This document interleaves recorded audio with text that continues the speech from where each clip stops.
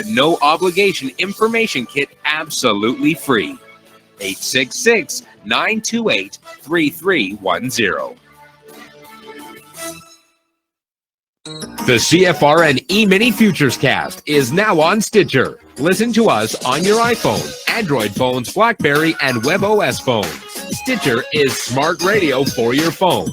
Find it in your app store or at Stitcher.com. Stitcher Smart Radio, the smarter way to listen to radio.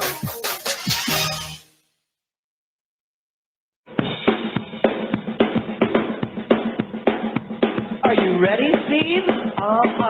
Andy? Yeah! Bert? Well, all right, fellas. Well, let's go!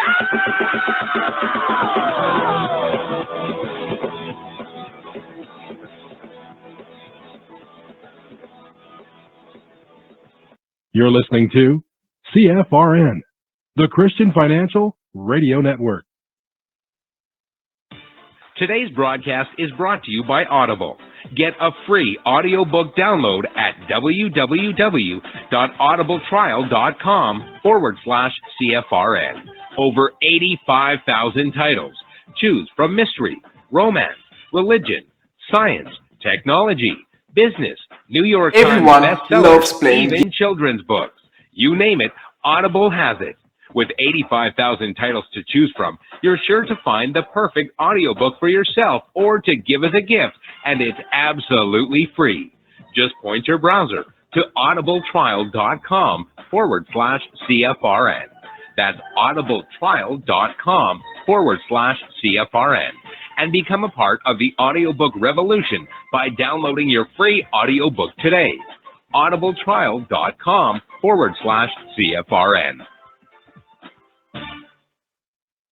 Hey, trader, want to get rich quick? Well, good luck with that. If, on the other hand, you actually want to learn how to trade, the place to be is www.cfrn.net. Tune in Monday through Friday, 9 a.m. Eastern for our daily devotional, and then spend the next 3 hours learning how it's done from professional traders who actually trade for a living. That's www.cfrn.net. Every trading day from 9 a.m. to 1 p.m. Eastern. CFRN, a community of believers who trade for a living.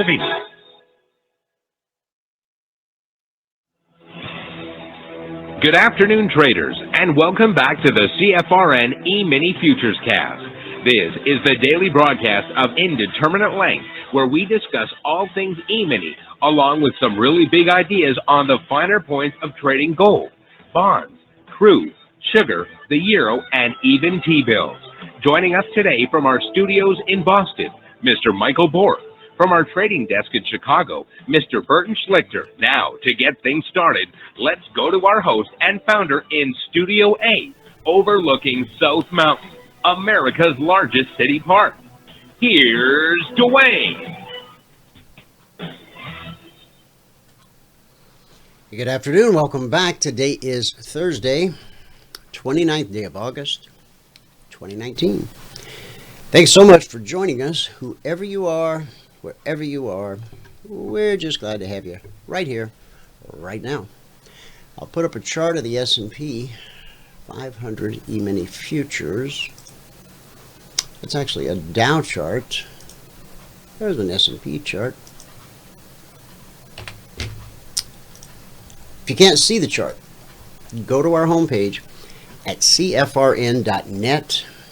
On the right-hand side of the page, click the big microphone, follow the instructions. You'll be registered in about 30 seconds. That will give you one-click access to the show each and every day. On the days you're out of the office, can't get to the desktop, just point a browser to youtube.com/CFRN/live, and there you'll find a real-time simulcast of the show as it unfolds, brought to you by the good folks at YouTube. Thanks, YouTube. All right, let's look at the daily real quick. Bearish cross, August 6th, 5th, 6th. Leg, a retracement to the BBC. Leg with a higher low, traced to the BBC. We struggled at the BBC 1, 2, 3, 4, 5 trading sessions last week. And then here's Monday, Tuesday, Wednesday. We've now pulled back to the BBC once again. At this point, the next high probability move is still to the downside. What changes that?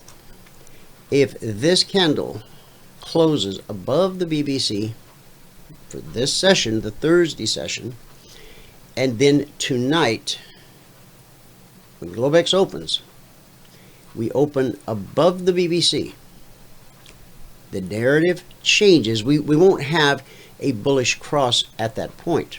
Just look back over here. See how price closed above the BBC, opened and closed above. A couple of days here on the daily chart before you actually see the bullish or bearish cross. So is it possible we spike this thing by the end of the session today? We've got a wick sticking up overhead and we continue on. That's a possibility. Could we struggle again here at the BBC the way we did last week? Certainly possible. So we're at a point, a very important point in the S&P 500 right now that will determine whether we go back to potentially challenge this low, or we go back to challenge the all-time historic high in the S&P 500 E-mini Futures. Right here, this chart, decision point. We'll monitor it throughout the show. We'll monitor it around the clock as we do. And as soon as we have a different narrative, that of course will be published in the Telegram channel, in the discussion group, and we'll discuss it. That's kind of what we do in the discussion group. We've got about 9 different Telegram channels. We've got one for the trials. We've got the alert channel. We've got discussion groups for members only, discussion groups for people on a trial. We've got a Telegram channel for weekly trading zones, concierge trade alerts, workshop videos. We even have a place to just shoot the breeze. It's called CFRN Breeze. If you aren't part of the Telegram ecosystem that we've created, go to telegram.org. Get it on your phone, get it on your desktop. It's free. There are no advertisements. It's lightning fast, and it has Pentagon grade security. As messaging apps go, you know, they say even a blind squirrel finds an acorn every now and then. When I was making the decision which messaging app to go with, when we rolled out Logic 247 a little over a year ago, of course I looked at all the popular ones, the WhatsApp and the Telegram, and I think a few others that maybe might not be so well known. But thank God I chose Telegram.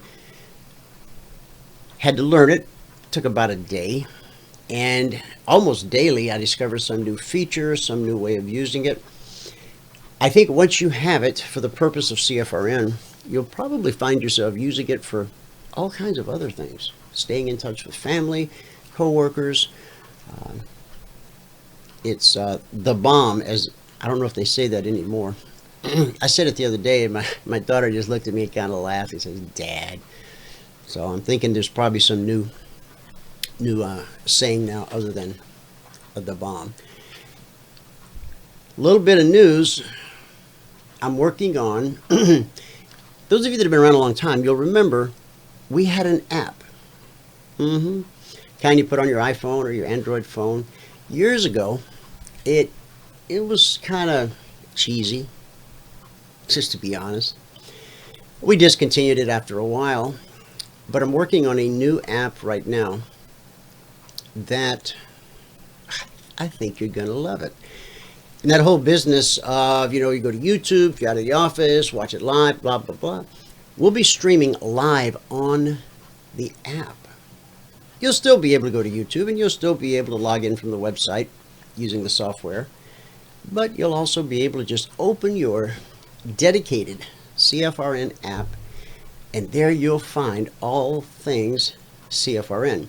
Some of the pages will be for members only, some will be for the public. I'm excited. I hope you are too. In news, let me give you another little bit of news here real quick. That's not it.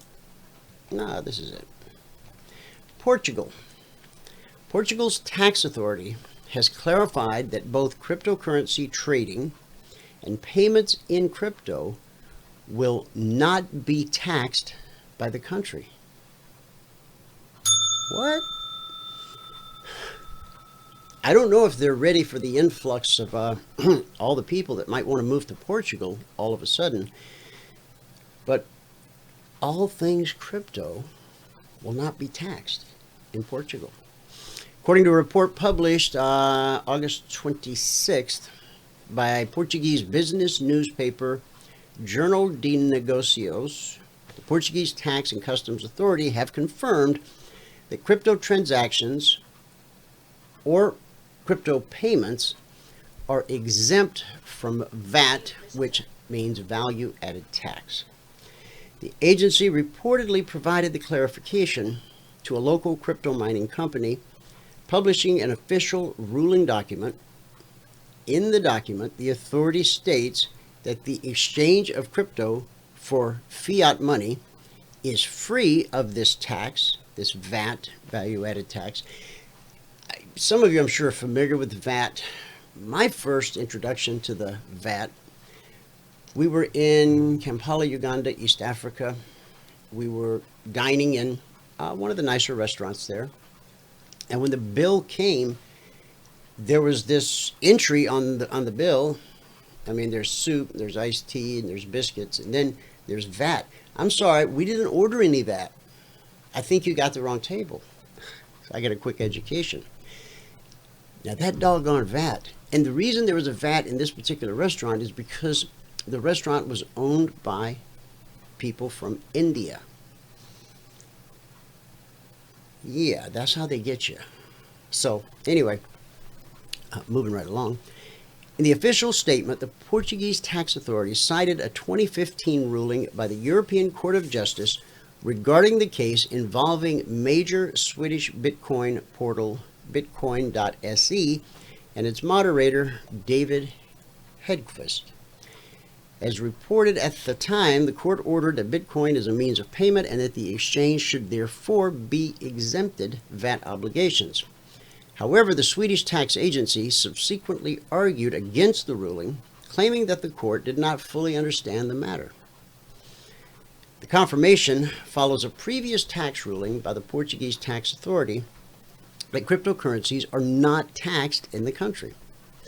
A document published by the agency in 2016 states that income from the sale of crypto in Portugal, you ready for this, is not subject to income tax. So I guess there's going to be a whole cottage industry springing up in Portugal. A lot of you know that if you want to open up an LLC, there are states in the U.S. that are LLC friendly. They have extreme privacy measures. Nevada's one. Wyoming's really the big one. And a lot of your bigger companies, like even Apple and Google, they're incorporated where? In Delaware. Okay. Earlier in 2013, the Central Bank of Portugal, Banco de Portugal, issued a statement citing a 2012 crypto-related paper by the European Central Bank. The Portuguese bank raised concerns over the ECB's Bitcoin recognition as a phenomenon of innovation in virtual currency models, claiming that Bitcoin cannot be considered a safe currency as it is issued by unregulated entities. I got a feeling we're going to talk an awful lot about this here in coming days, weeks, and months. And just watch as crypto traders flock to Portugal. Let me give you the numbers from around the world. We're going to start here in the U.S. Let me bring in some fresh data. All right, here we go. Currently, the Dow is up 343 points, 1.25%. NASDAQ is up 120. That's 1.5%. S&P 500 is up 38, 1.25%. And the Russell 2000 is up 22 points, 1.5%. In the commodity basket, crude oil up 87 cents, trading 56.65 last. Now that's a gain for crude of just over 1.5%. Gold, got to take a breather sometimes, down $4.79, trading 15.4430 last. In the Asian markets at the close, the Nikkei posted a loss of 18 points, Shanghai lost 3, and the Hang Seng gained 88. The European markets at the close, the FTSE posted a gain of 70 points, 1%. DAX posted a gain of 137 points, that's almost 1.25%. And the CAC gained 81 points on the session, and for the CAC, that's a gain of 1.5%. That makes it a mixed day in Asia, a green day in the UK. And so far, it is a big green radio Thursday right here in the US of A. Now, as we go to Michael to get a recap of what happened in the live training room this morning, I want to ask you a question. And take a moment to think about it as Michael's doing the recap. What originally attracted you to trading? What was the one thing? Now there may be several, okay, and if you want to share several, that's okay. But was there one main thing that flipped the switch? Okay, you went from looking at markets and hearing, the talking heads on TV and radio and all these jokers on the internet. And at some point you did a little research, a little due diligence, and you said, I want to become a trader. Think back if you can. Take a stroll through your memory banks. I'd like to know, and I'd like to see the common thread from different people's responses. And again, if there really was no one thing, but maybe it was a combination of 2 or 3 things, please share it with us. I won't reveal your identity. I just would like to know why people want to become traders. And then we'll talk about those thoughts back then, and we'll contrast those to your thoughts now. And yeah, there's a reason behind all of this, so humor me. Put your answer in the chat box. By the way, when you put something in that chat box, nobody sees what you type but myself, Michael, Valerie. Now, we're not here to judge you in any way. We're here to help if we can. And the doorway to help is in the chat box, because until you ask a question or post a response, there's no way that we can answer the question or respond to your comment. So don't be timid. Don't hesitate. We're all in this together, all right? And I think the conversation we're going to have, based on the information that you post, I think you'll find that interesting. Okay? Now, look at there at the daily candle as I head for the door. That's pretty bullish. Remember, closing above, opening above tonight on Globex. And any continued movement higher, bang, narrative changes. Even though we don't have the bullish cross yet, price action is above the BBC. All right, Michael, it is all yours. All right, I got it. And we got a couple of responses in there already. Fantastic. Guys, I said this yesterday, I'll say it again. Learning how to trade is not a spectator sport. It is audience participation, except you're not the audience. I mean, seriously, if you were on any job site in any profession and you had someone attempting to teach you how to do your new job, of course you would have questions, right? Because we say things that don't make sense, or we might say things that run completely contradictory to what you've always heard. So if you give us a chance, we're happy to explain why we think a certain way, why we say certain things, and why we take the action that we take. The days of mysterious, secretive black box trading, that's in your rearview mirror now. You see, everything that we do, we're very transparent about what we do, and everything that we do has a sound reason. It's all quite, this is where you say logical. It's all quite logical. See there? Even 24/7. Oh yeah, I forgot that part. Okay, let me hit mute and you can get down to business. Okay, all right. And Wayne, this is here so I can just go through this part of the thing that I have to do every day. If you've not taken a free trial with us, go to the home page at CFRN.net, and right over here in the right-hand column, it says 5-day free trial, apply.cfrn.net. If you click on that, you'll be brought to this page, which you can go to directly. It's eminitrainingschool.com. And all we ask for here is your name, your email, your phone number, and you can tell us the biggest trading challenge so we can tailor one-on-one training specifically for you. Hit the send button. You'll be sent a confirmation link. You'll be sent a confirmation link. You must click on the confirmation link. Okay, if you don't do that, we don't know that you took the free trial, and you won't get any information. So click that so we can send you all the information you need to get into the live training room. Okay, now today, the spreadsheet. If you're going to read the spreadsheet, you can read all the CFTC risk disclosures down at the bottom. Today we made 2 ticks in the euro, 9 ticks in crude, 12 ticks in gold, and 2 ticks on the ES. That put us at 247.50. Today it took 3 minutes and 1 trade to get to the goal for the day. At that point, we're up $100 a contract, and we took a total of 11 trades today. So on the month now, we're up $6,946. That's over 21 days, averaging $330 per day. On the year, we're at $24,497. That's over 155 days, averaging $158 per day.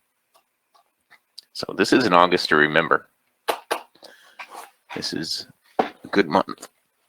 And just got to thank Trump for being on Twitter. All right, well, let's go through what happened and didn't happen. On gold, I think we had 3 trades. Yeah, I have 3 that I have outlined.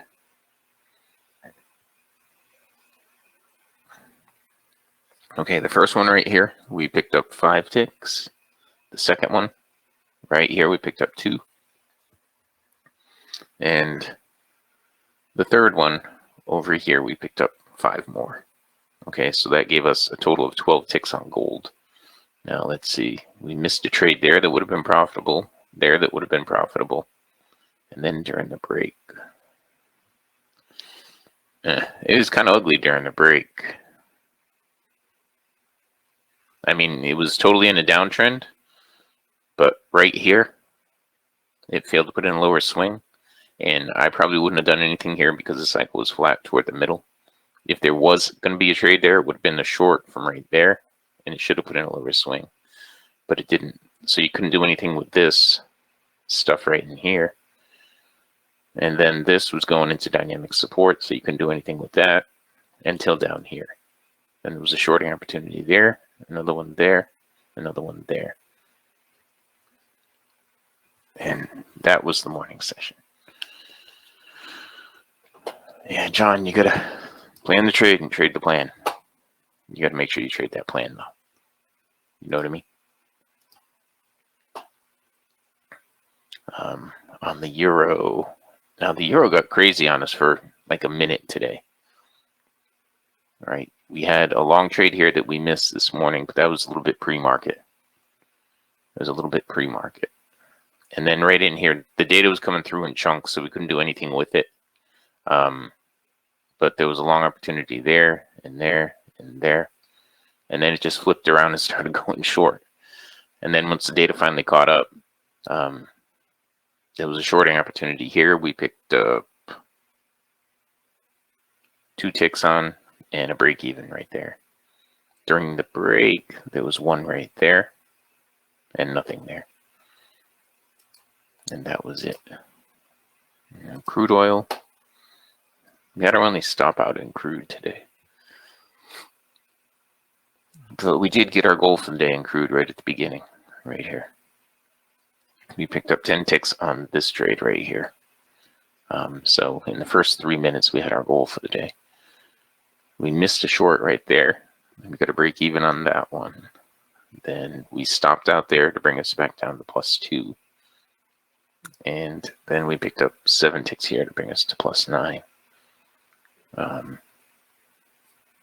Let's see, did we miss anything?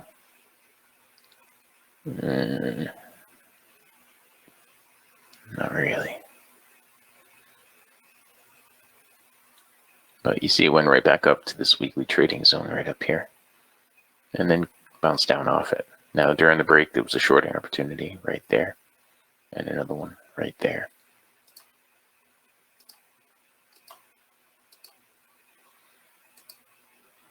Okay.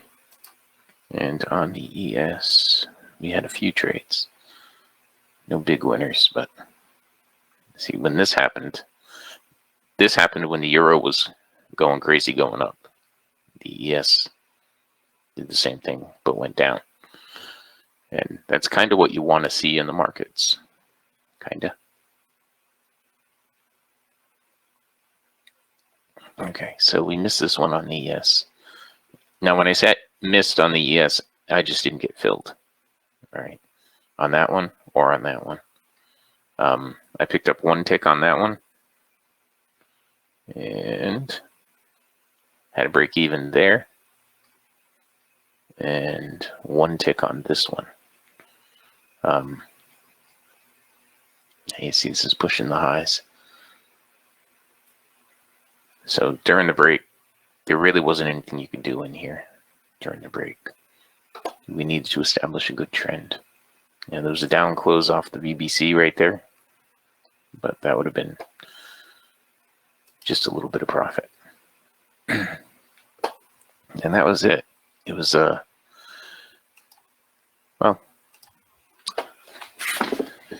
it was a productive morning. I'll say that. And we got our goal for the day quickly. So that's also good. Tomorrow we just need to make $100 to get over 7 grand on the month. And that would be the best month in years, I think.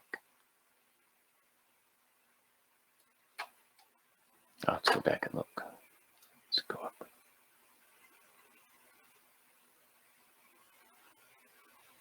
Yeah, you see, all of last year we didn't have anything over 7 grand. The year before that, though. See, I've been getting more conservative about the trends. The year before that. Yeah, same thing. The year before that.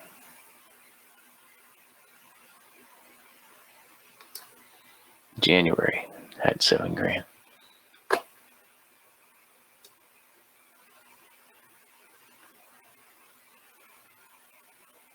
The year before that, we had some big months. And the year before that, we had even bigger months. We had 7,300 was that year. And the year before that, we had 12,000 one month, 10,000 one month. But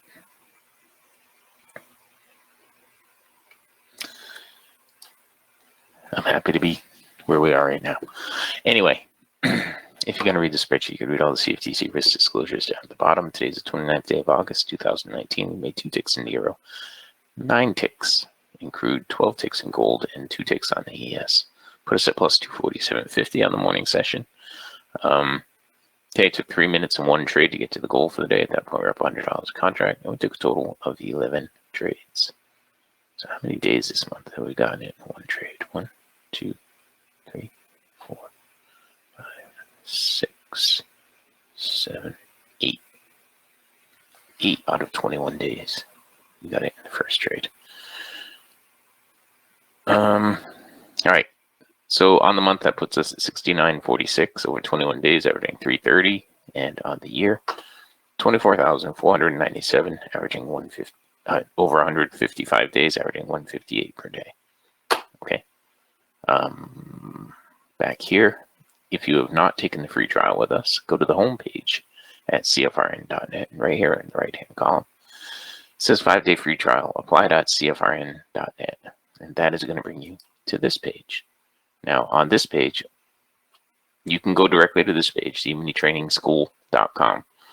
All we ask for is your name, your email, your phone number, and you can tell us your biggest trading challenge, so we can tailor one-on-one training just for you. Hit the send button. You'll be sent a confirmation link. You must click on the confirmation link. Okay, if you don't click the confirmation link, we don't know that you took the free trial. All right, that's it. And with that, I can pass it back out to fabulous Phoenix, Arizona. Studio A overlooking South Mountain, America's largest city park. Dwayne, if you are ready. Ready, I am. And John's out there too. Oh, already. Excellent. Yep. Recap of the recap. Today, it took 3 minutes and 1 trade to get to the goal for the day. At that point, we're up $100 per contract. That's good bingo. Now, you just mentioned something. John will be right there. You said that the last 21 trading days, 8 of those days, you reached the daily goal on that first trade. Yes. Okay, guys, now here's somebody who's been doing this every day, over and over and over for a long, long time, many, many years. And even he, with his expertise, only got it on the first trade 8 times out of 21. Now, if you never get it on the first trade of the day, there's an issue. We should have a mentoring session. We should figure out why. I mean, it's just, this is a business based on probabilities, and it's a probability that X number of days out of X number of days, you will get there on the first trade. So if you're not, if that never happens to you, let's get together and figure out why. Now, real quick, can you look at your spreadsheet and see how many days you were stopped out on the first trade? I don't know if the spreadsheet would reflect the spreadsheet doesn't show that, but I have it all right here. Okay. Yesterday I had 3 stop outs. Today I had 1. Oh, well, now you had 3 in a row? Yeah, pretty much. It was yesterday I had 2 on gold. Now I started out the day really fast, and got up pretty good on gold, and then I stopped out twice in a row on that. And the first Crude trade I took, I stopped out on. Okay, now I really want you guys to think about this. Number one, some percentage of the time you should reach your goal on the first trade. It's never going to happen on the first trade every day, so don't even try that. But Michael, with all his expertise and that, he had 3 stop outs in a row. Now, most traders don't have 3 stop outs in a row because they quit after 2. Sometimes they quit after 1. Hey, John. And so there is an unequal distribution. No matter how great your trading strategy is, there's an unequal distribution of profitable and non-profitable trades. Now, you could have 3 profitable trades in a row, and you would feel like Superman. You're not. That's just the way it was distributed based upon your definable edge. I'll talk to you more about this idea, and I think it's going to really help you a lot. But first, let's go to John. Let's talk with him, see his take on this bullish Thursday. John, welcome to the show. Well, thank you. I'm kind of feeling pretty good today because I did say yesterday with some kind of conviction I thought the market was going to go higher, and why it was going to go higher, even though I said it had its work cut out for it, you know. Hold on a second, sorry. Yeah, go ahead. Go ahead, grab it. All right, let's take a quick look at the S&P here on a smaller time frame. Now, this is a daily chart, so let's switch over to the 30-minute. Now, the 30-minute is my de facto go-to chart. It's not a magical time frame. There are no magical time frames. I know because I looked. I tried everything, had it in my head for the longest time that if I used a tick chart and I used a fib number like an 89 tick chart or a 144 or 233, that I would find, the keys to the universe. Now, funny story, by the way, none of that ever worked out, all right? There was no, but it was because of the 233 tick chart that I met someone who has had a real impact on my life and on my trading for the past 13 years, 14, and that would be Mr. Michael B. right here. What's that? I'm sorry, I missed the question. I was reading the thing that Julie just said. I was talking about how I used to use tick charts, and I thought that if I, ran a tick chart on some fib number, whether it was 89 or 144, 233, that would be, yeah. And so that's how Michael and I met. We met over at 233. I was doing some work and putting together some strategies, and I put a post in a forum on TradeStation. Michael and I were both TradeStation certified developers, and so then he responded back, and so we chit-chatted about our 233 tick chart for a minute, and then, then the rest is just doggone internet radio trading history. So, anywho, when you see me put up a chart, unless I label it differently or in the post, I'll clarify. But if you see a chart of mine that I post on the show here, in Telegram, anywhere, just know if there's no labels, it is a 30-minute chart.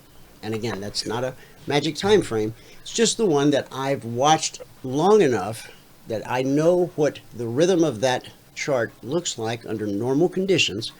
And more importantly, I know what it looks like when it's not normal.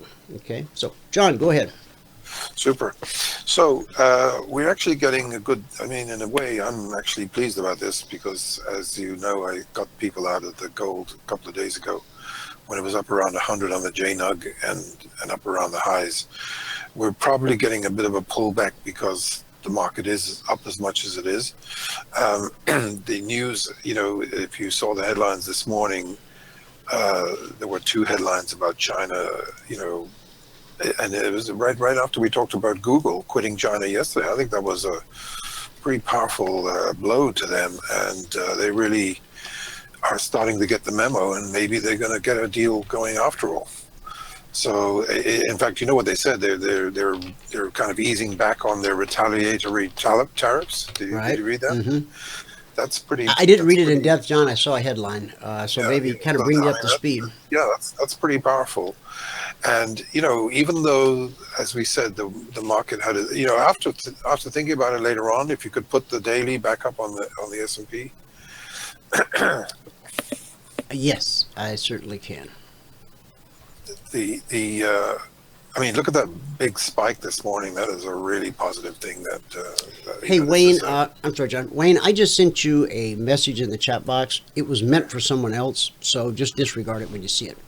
Okay, back to the daily. Yeah, okay. that spike. This is a really powerful day because actually, look, it doesn't look so good on your chart, but on my chart, it looks just unbelievably bullish. Now, well, we can look at it if you could on squeeze, a different. If you could squeeze it up a little bit. Let me put it on my other platform, John. It'll probably show up more like what you're seeing on your end. You want S&P cash or you want the futures? Probably the futures, I think. Okay. Yeah. All right. September.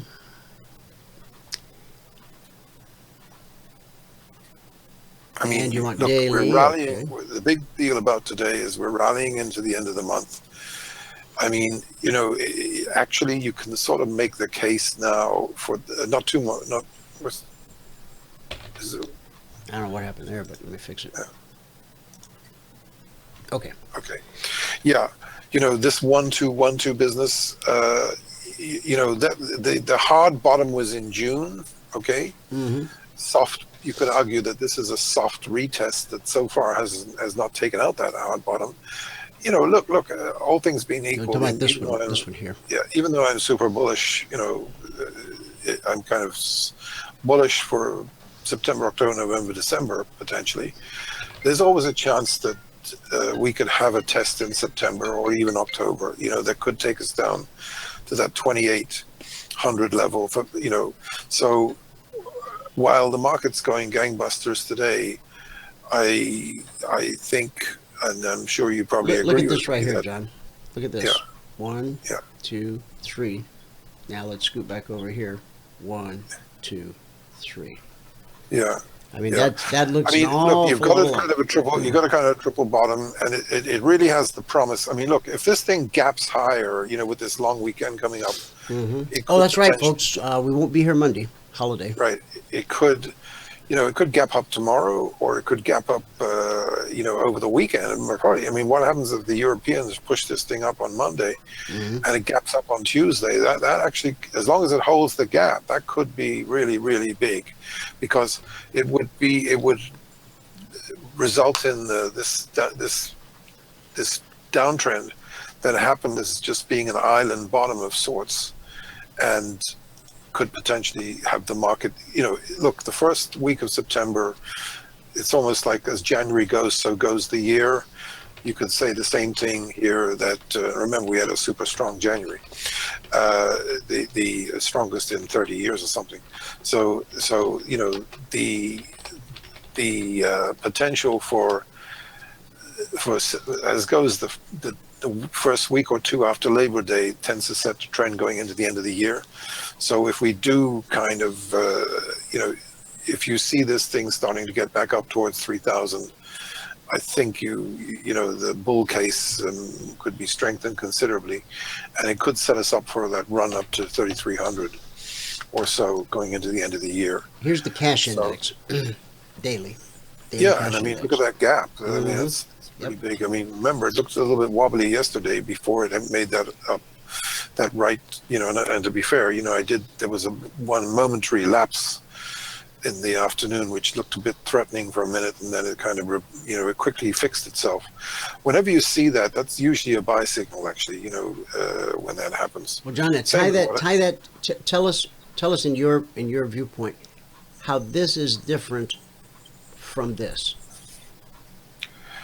And just because they look the same doesn't mean the same results are going to come. I just want to point out that this little pattern led to look, if China reverses over the weekend or something, and the market's down 300 or 400, then that's why I'm saying I think I'm being cautious here. I'm saying, look, so far so good, but be ready to either take profits or get out. Absolutely. And go short, if that's the case. Now, not the time to take a nap. Not here. Yeah, as far as I'm concerned, the gold coming back here is good news, because it's going to enable you to buy stocks cheaper. Some of the gold stocks that are pulling back, and we'll probably deal with that when the time comes. I did say a few days ago. Yeah, Royal Gold off a little bit today. Yeah, to be going off the to be looking at the hurricane stocks, if you like. And we looked at lumber. Lumber is up again today. What would you consider a hurricane stock, John? Lumber? Lumber. Well, that's a commodity, but right. Lumber, cotton. Lumber, cotton. Okay, here's lumber. Yeah, it's not running away. Just it might. No, but it go looks higher. poised for a move higher. Absolutely. Yeah. You need to get that? Hold on a second. Yeah, go ahead. Okay. This is the daily. Go to the 30-minute. All right. Now, we have two different alerts, two different type of alerts. One's called the Concierge Trade Alert. The other's called Logic 247. Concierge Trade Alerts have been around for probably 4 or 5 years. Logic, we just celebrated our 1-year anniversary there. I'm going to put up last night's Concierge Trade Alerts. We're going to look at both Concierge and Logic during today's show.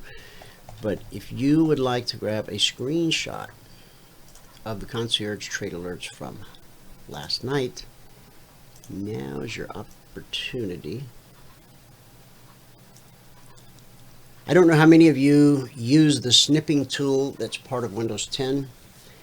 It's always open on my taskbar. I use it a lot. That's what it looks like. New. I come over here and go, hold down my left mouse button, click and drag until I've highlighted whatever it is I want to copy. Okay. Now here's the magic. All right.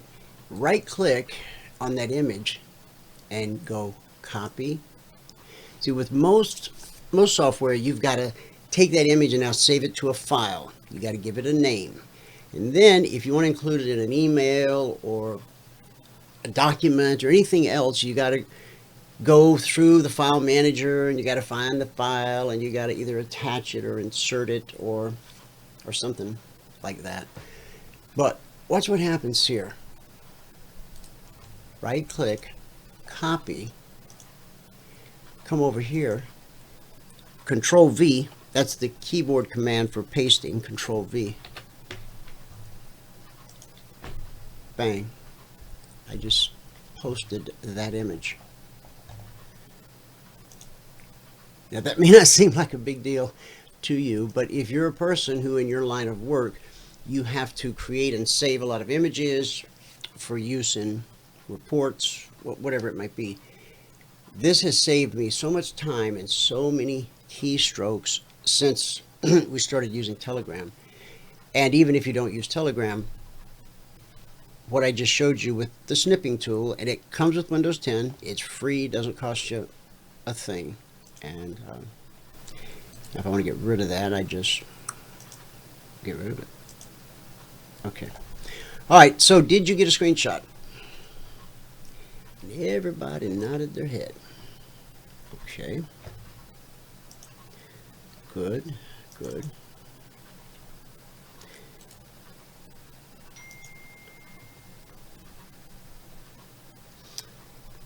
Oh, yes, today's Thursday, Dr. Tom Day. He'll be joining us at the top of the hour. He only has a half hour, according to the message that he just sent me. So, we'll be talking to him in about 8 minutes.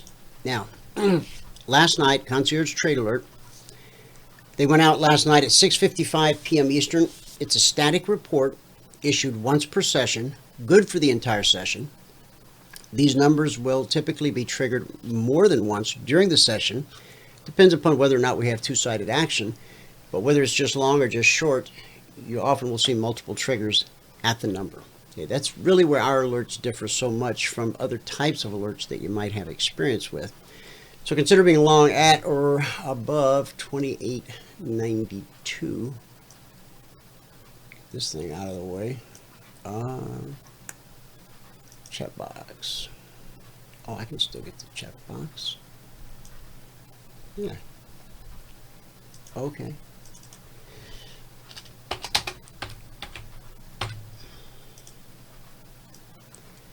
And that's going to be, I guess I need my line, 28.92.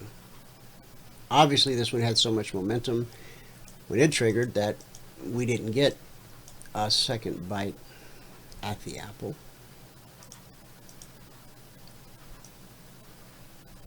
Okay. Now, I had a couple mentoring sessions yesterday afternoon, and I covered this kind of in depth with both of you guys.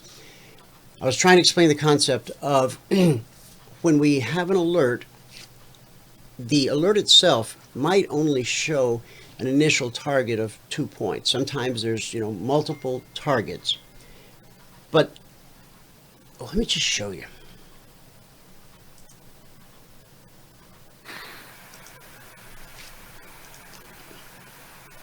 All right. So 28.92.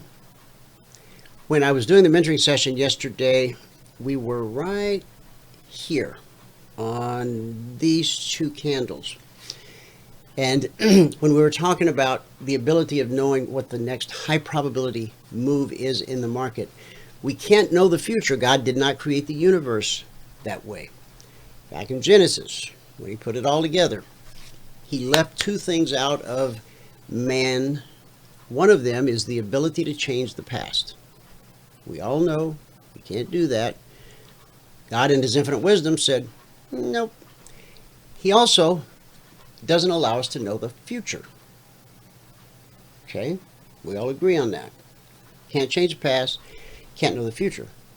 So how is it that all these websites out there and all this email that litters up your inbox every day swears up and down that they know with great certainty exactly what's going to happen next? Well, they're flying in the face of God. And that's not a good thing to do. Okay? Now, we admit we don't know what's going to happen next. We're kind of proud of that, and it's part of our platform. It's the soapbox upon which we stand. It's kind of the thing that separates us from all the other people that go, oh yeah, we know exactly what's going to happen next. Well, we tell the truth. We don't, as God intended. But God gave us a brain, and we can, through the use of our methodology and our indicators, we can, in fact, know what the next high probability move is. And in that mentoring session yesterday, I outlined this just like it's looking at right here, right now. Go ahead, John. Dr. Tom's going to be on in 4 minutes. Okay. Look, I'll just wrap it up pretty quick. So it's a little different picture today. The gold is pulling back. Market is soaring and probably going to keep going into tomorrow, but we'll have to see how if you can put up your weekly chart, a monthly chart on the S&P, if you wouldn't mind. You betcha, John. Thanks. You want futures? Either way, yeah, futures, I guess. Okay, well, let me go with the continuous contract so we'll get plenty of data. Okay. So you want weekly or monthly? Yeah, go to the weekly now. Okay. So, right. We're looking at an outside week, which is, pretty considerable. That's something you don't want to be too... In fact, look what happened to the last outside week. Right here. Yeah. Right. So that's... Just because it's happened again doesn't guarantee the same thing's going to happen again. So keep that in mind. Yeah. But in a way, it's a kind of a better bottom, because remember, we were quite excited about this sort of big doji, and the thing has come down. It didn't test. It tested the bottom. We got a possible little double bottom there, and now we're sort of heading, kind of dynamically higher in a way. But here's the thing. Why don't you look at the monthly? All right. Okay. And see you'll see a kind of here we go. A very is that the monthly? It is, John. The continuous contract S&P 500. Yeah. Here's the thing. Obviously, it looks a little worse on my chart, I think, or maybe because I looked at the Nasdaq. Maybe the Nasdaq's got more. Want me to do I can do the NQ. Yeah. If you wouldn't mind, yeah. Okay, there's the NQ continuous on a monthly. Okay, well, it's a weird situation because it's probably a little bit like the gold. Remember when it had that big sort of range spike and then it broke out to the upside, and then it had that big run in the last week or two?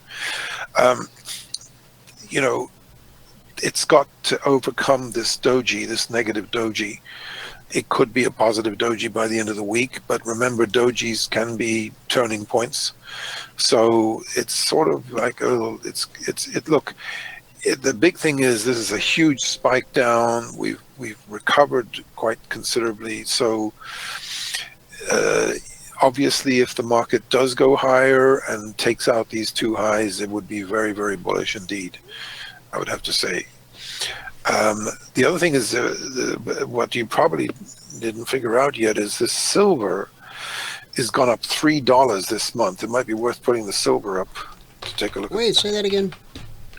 The silver has gone up $3 this month. I just want to hear you say it again. It's music to my ears. That's a beautiful thing. It sure is. And by the way, when you get expanding ranges, I think you mean $2, don't you, John?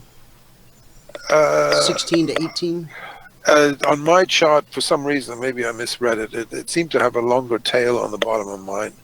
But anyway, it's a big deal no matter what. No matter what. Yeah. Well, if just look at it over the last 3 months, this month included, we opened 3 months ago at what was the opening? 14.55, and now we're approaching 18.55. So that's a $4 move over 3 months. I'll take that any day. Right, exactly. So the thing is that expanding range, the way that this thing's gone up is generally very, very bullish. Mm-hmm. But look at what happened before. We had 4 months up, and then we had a downer, back in 2016, and then we went a lot higher. So maybe we'll get another month out of this. I did some sort of rough work yesterday, and I would say you got a pretty good shot at getting another $2 out of this thing in September. Before we hit this resistance. Yeah, possibly up to about 21. You could go all the way to 22 and then pull back. So it's a bit hard to say exactly, but it definitely is pretty impressive. Now let me just say this, folks. You hear me say this day in, day out on this radio show. Almost every time I bring up an alert, important prices, important areas are almost always tested. Now, if you believe that, if you've seen enough evidence day after day after day that important prices really are almost always tested, well, that looks like a trade to target to me. Okay. Yeah. In all honesty, this thing really looks like it's headed for $25. Within fairly quickly. Within a month or two.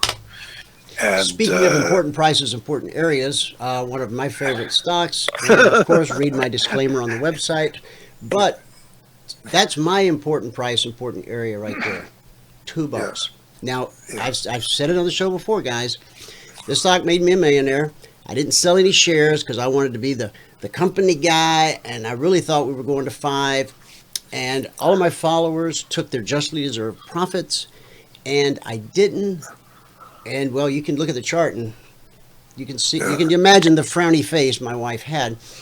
But I'm telling the world, the next time we hit $2, well, it should have gone to $5 the first time around. Not all. I'm not taking all profit at $2, but trust. It was poised to, and unfortunately, due to a few kind of unforgivable sort of mistakes, didn't happen. If they gotten going at a faster rate, in the early part of this decade, obviously you would have had the $1,900 gold and $50 silver, which would have probably boosted the cash position in the company dramatically. And it's regrettable that didn't happen. This was a near-death experience, folks, and were it not for the efforts of someone I speak to on almost a daily basis, this near-death experience might have just been death. But because of the hard work of that individual, who I speak to almost every day, and others, well, there's hope. Well, there's a tremendous team behind this company now, I can tell you that. And maybe within a few days, I can't guarantee this, there might be a video that we can play done by the geologist that will probably say you better wake up and pay attention to this company because it's in an incredibly look. There's no company in a better position today to benefit from this upside in gold than Santa Fe, simply because it hasn't moved yet. And when it does move, not only is it going to catch up to its peers, but it's going to overtake them pretty quickly because the fundamentals are way ahead of the stock price right now. And I was actually talking to the geologist this morning, and he sort of said something like, because there's a couple of very hotshot geologists who may be coming down to look at the properties in the next few days. They're working for one of the biggest mining companies in the world right now, and they're doing incredible work for that company. But he basically said, well, any geologist who doesn't fall over themselves when they see the mines might as well hang it up and get another profession. So that's a pretty strong statement.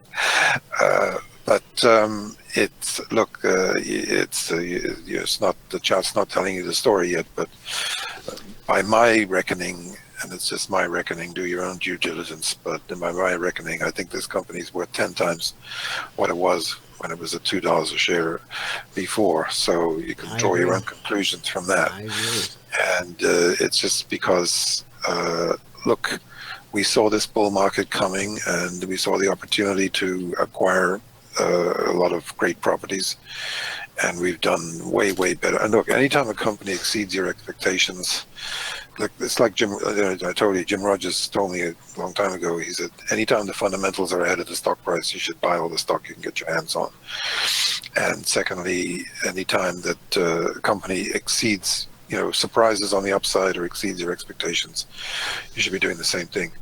And just by example, we've been looking at Royal Gold since it broke to a new all-time high, and as that's every day it's been exceeding our expectations. So that's actually a pretty good way to force yourself to buy when is that I just the noticed truth? Dr. Tom's here.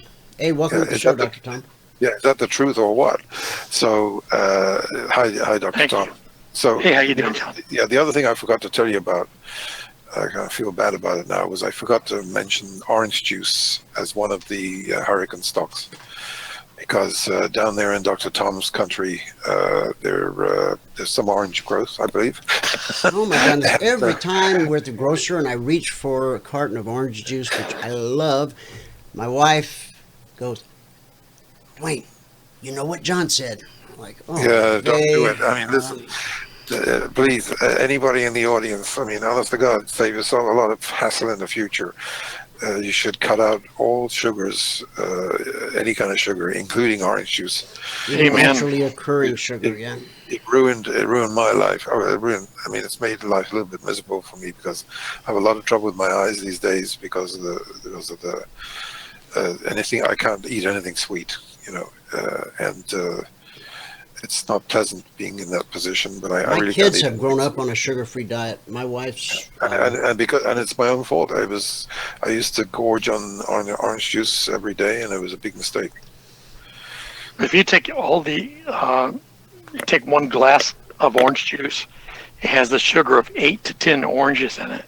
Yeah. And if people just would simply eat things the way God gave them to us, if you eat the whole orange, it's got the pulp, so that slows its progress down to your pancreas, and it doesn't kill the Isles of You Langerhans. talking about the skin as well, or just the pulp? No. You skin it, yeah, terrible skin, but if you eat the whole orange, then the pulp slows it down, and it doesn't hurt your pancreas, which causes diabetes.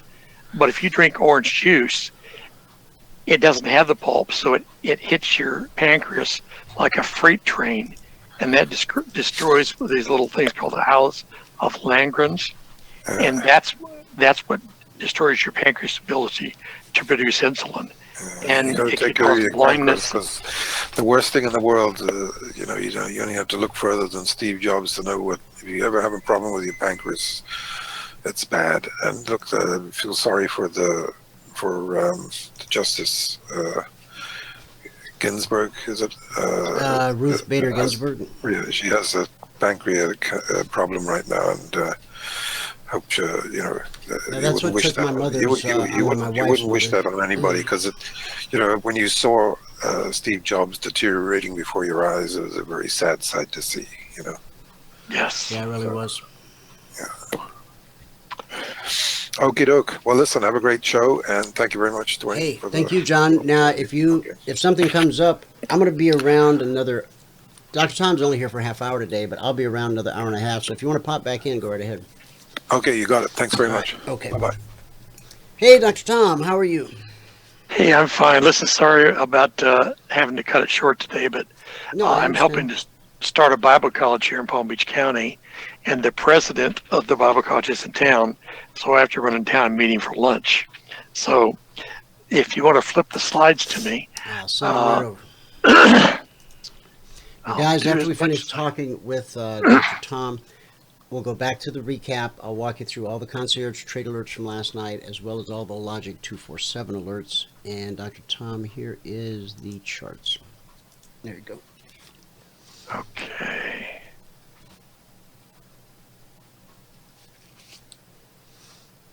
So this is kind of an interesting Got it. topic, how you can profit from inflation. Most people say, what? How is that possible? Because inflation is really nasty. But you can profit from inflation. And I won't be able to show it all this week. We'll finish up next week. Okay. It's very interesting stuff. So, God hates inflation. Genesis 50, verses 18 to 21. Remember how Joseph's brothers sold him into slavery, and then they found him. They came looking for food, and he was now in charge of all the king's storehouses. So Joseph's brothers then came and threw themselves down before him, the very ones that sold him to slavery. Be and careful said, who you share your dreams with. That's all I can say. Yeah. We are your slaves, they said. But Joseph said to them, don't be afraid. Am I in the place of God? And those, am I God? I don't make these decisions. You intended to harm me, but God intended it for good, to accomplish what is now being done, the saving of many lives, save the whole nation of Israel. So then don't be afraid. I will provide for you and your children. And he reassured them and spoke kindly to them. Now, as I said, God hates inflation. The only way for people to protect what God has given them is to understand that inflation is our enemy. As I've said many times, the dollar's lost 96% of its value since we went off the gold standard. We're getting pretty close to 97% now. So it takes $25 to buy what $1 bought before 1933. So this is from Amos 8:4 through 7. Hear this, you who trample the needy, who make the bushel smaller and increase the shekel, and cheat with dishonest scales. Now, make the bushel smaller and increase the shekel. What does that sound like? Increase the shekel? Say that again. Say it again. It says, hear this, actually another translation says, woe to you who trample the needy, who make the bushel smaller and increase the shekel. All of us have seen the things that we buy. The mayonnaise jar, it's got that concave bottom now. Yeah. So you're getting less product, but the jar size looks the same. Yeah. And some of them, like, candy bars are half the size of what they used to be, but they cost 10 times as much. Yeah, right. And this goes on to say, and cheat with dishonest scales. The Lord has sworn, I will never forget anything they've done. Now, he doesn't say I won't forgive them, because God does forgive, but he's not going to forget this. And if you don't ask for repentance, you've got a problem. Deuteronomy 25, do not have two differing weights in your bag, one heavy, one light. Do not have two differing measures in your house, one large, one small. You must have accurate and honest weights and measures so that you may live long in the land that the Lord your God is giving you. For the Lord your God tests anyone who does these things, anyone who deals dishonestly. Well, the government has been dealing dishonestly with us for years by decreasing the value of the dollar, which helps them by decreasing the national debt. And also it means that they have to pay out less to Social Security and government pensioners. Now, a few real quick scriptures, and I'll move on. Honest scales and balances belong to the Lord. All the weights in the bag are of his making. The people who would weigh things as a business, they had a little leather bag they carried around. They had different weights. But he's saying, don't have one weight for your friends and one weight for the people you're cheating. Don't use dishonest standards when measuring length, weight, or quantity. Every value is to be set according to the sanctuary shekel, 20 gerahs to the shekel. A gerah is a measure of silver. So there was 20 pieces of silver to 1 shekel. And finally, the Lord detests dishonest scales. So hyperinflation has happened over and over and over again, and it will happen to us. As I described a few weeks ago, it's already happened in the United States twice. Once was a runaway hyperinflation with our very first currency. Another was during the Jimmy Carter years, double-digit inflation. So let me just give you a brief history of hyperinflation. Most of us have heard of the German Weimar Republic. In 1919, Germany had a huge debt because they lost the war. And so they decided to print their way out of the debt. When they started printing money, they had no backing. The exchange rate at that time was 4 Deutschmarks to 1 US dollar.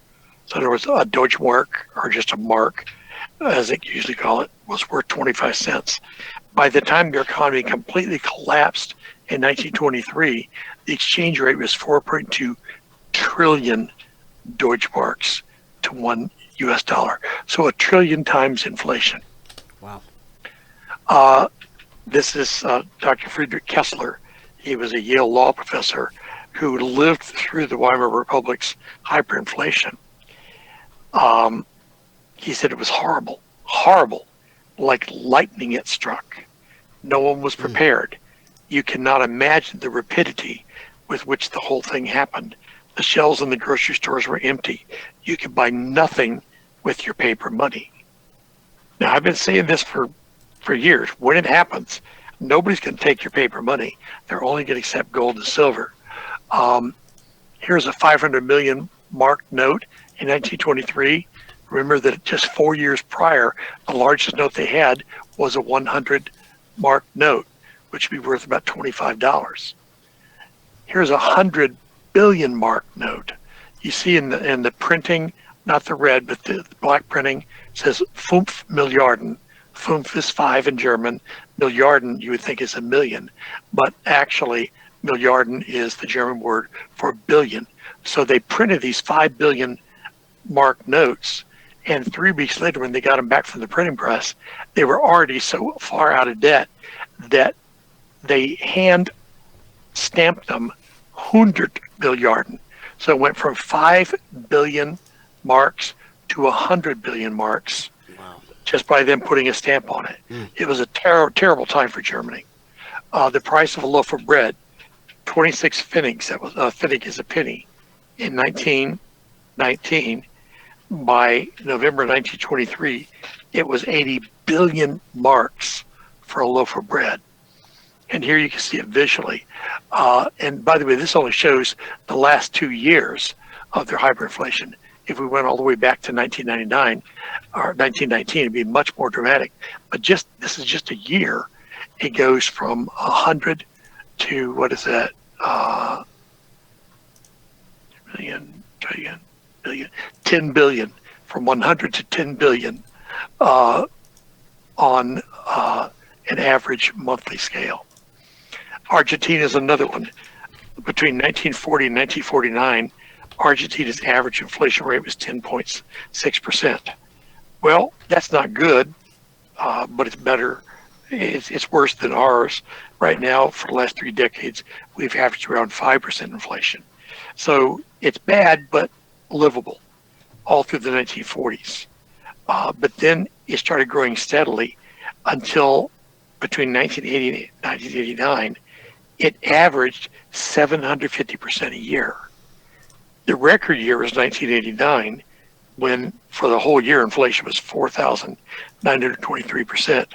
But in that year alone, in March, in just 1 month, they hit 20,000% inflation. So that would be like you having $20,000 on March 1st, and by the end of the month, being able to only buy $1 worth of stuff with your $20,000. Just to put it in understandable terms. This is an actual photo when the hyperinflation first started. People were just going in, and at first they were buying everything they could, and then there was such chaos they just started looting and just taking everything off the shelves. Got another picture somewhere where the shelves are completely bare. Have you ever heard of Bankrupt of America? Bankrupt of America. Yeah. I get it. Okay, I see what you did. Yeah, that's Bank of America. Yeah. But back in '89, the financial press started referring to it as Bankrupt of America because it was the biggest bank in the United States, but it was heavily overextended in loans in Latin America, particularly in Argentina. So the U.S. government bailed out Argentina. The way they did it is they bailed out the Bank of America in 1989. But there were conditions attached to that. By the way, the U.S. government has bailed out the Bank of America now 3 times. We have very short memories in this country. When everybody's complaining during all the bailouts and the TARP things early in Obama's administration, they were complaining about bailing out Bank of America. Well, that was actually the third bailout of this bank. Someplace, somewhere along the line, somebody should say, this bank doesn't deserve to exist. But anyway, here's the conditions. They were bailing out the Bank of America, but indirectly they're bailing out Argentina. And Argentina had to agree to some huge austerity cuts. They had to cut government spending, taxes, and regulation. Wouldn't that be nice if our government did the same thing today? Sure. It had to privatize government-owned businesses. It had to reduce its deficit and its national debt. That would be cool if we could do that. And we can't. Right? Yeah, it would. Well, I don't want to interrupt your flow, but remind me to tell you about Portugal before you go. Okay. We can reduce the deficit, and by doing so, we can reduce the national debt, but there's no political will to do that. Most important, Argentina could not issue a single peso unless it was backed by gold. So they were actually able to get out of their huge national debt and balance their budget. It took them 5 or 6 years, but they were able to do it. This is an actual PowerPoint made by a African gentleman from Zimbabwe, and I incorporated, with his permission, I incorporated it into my PowerPoint. People are very cheerful people. Here's a $200,000 note that equals less than 10 cents US. Now, to put that in perspective, when their hyperinflation started in the year 2000, it was $1 US to $1.25 Zimbabwe. So we were almost at parity. And here, this little girl is handing somebody a $200,000 bill that's worth less than 10 cents.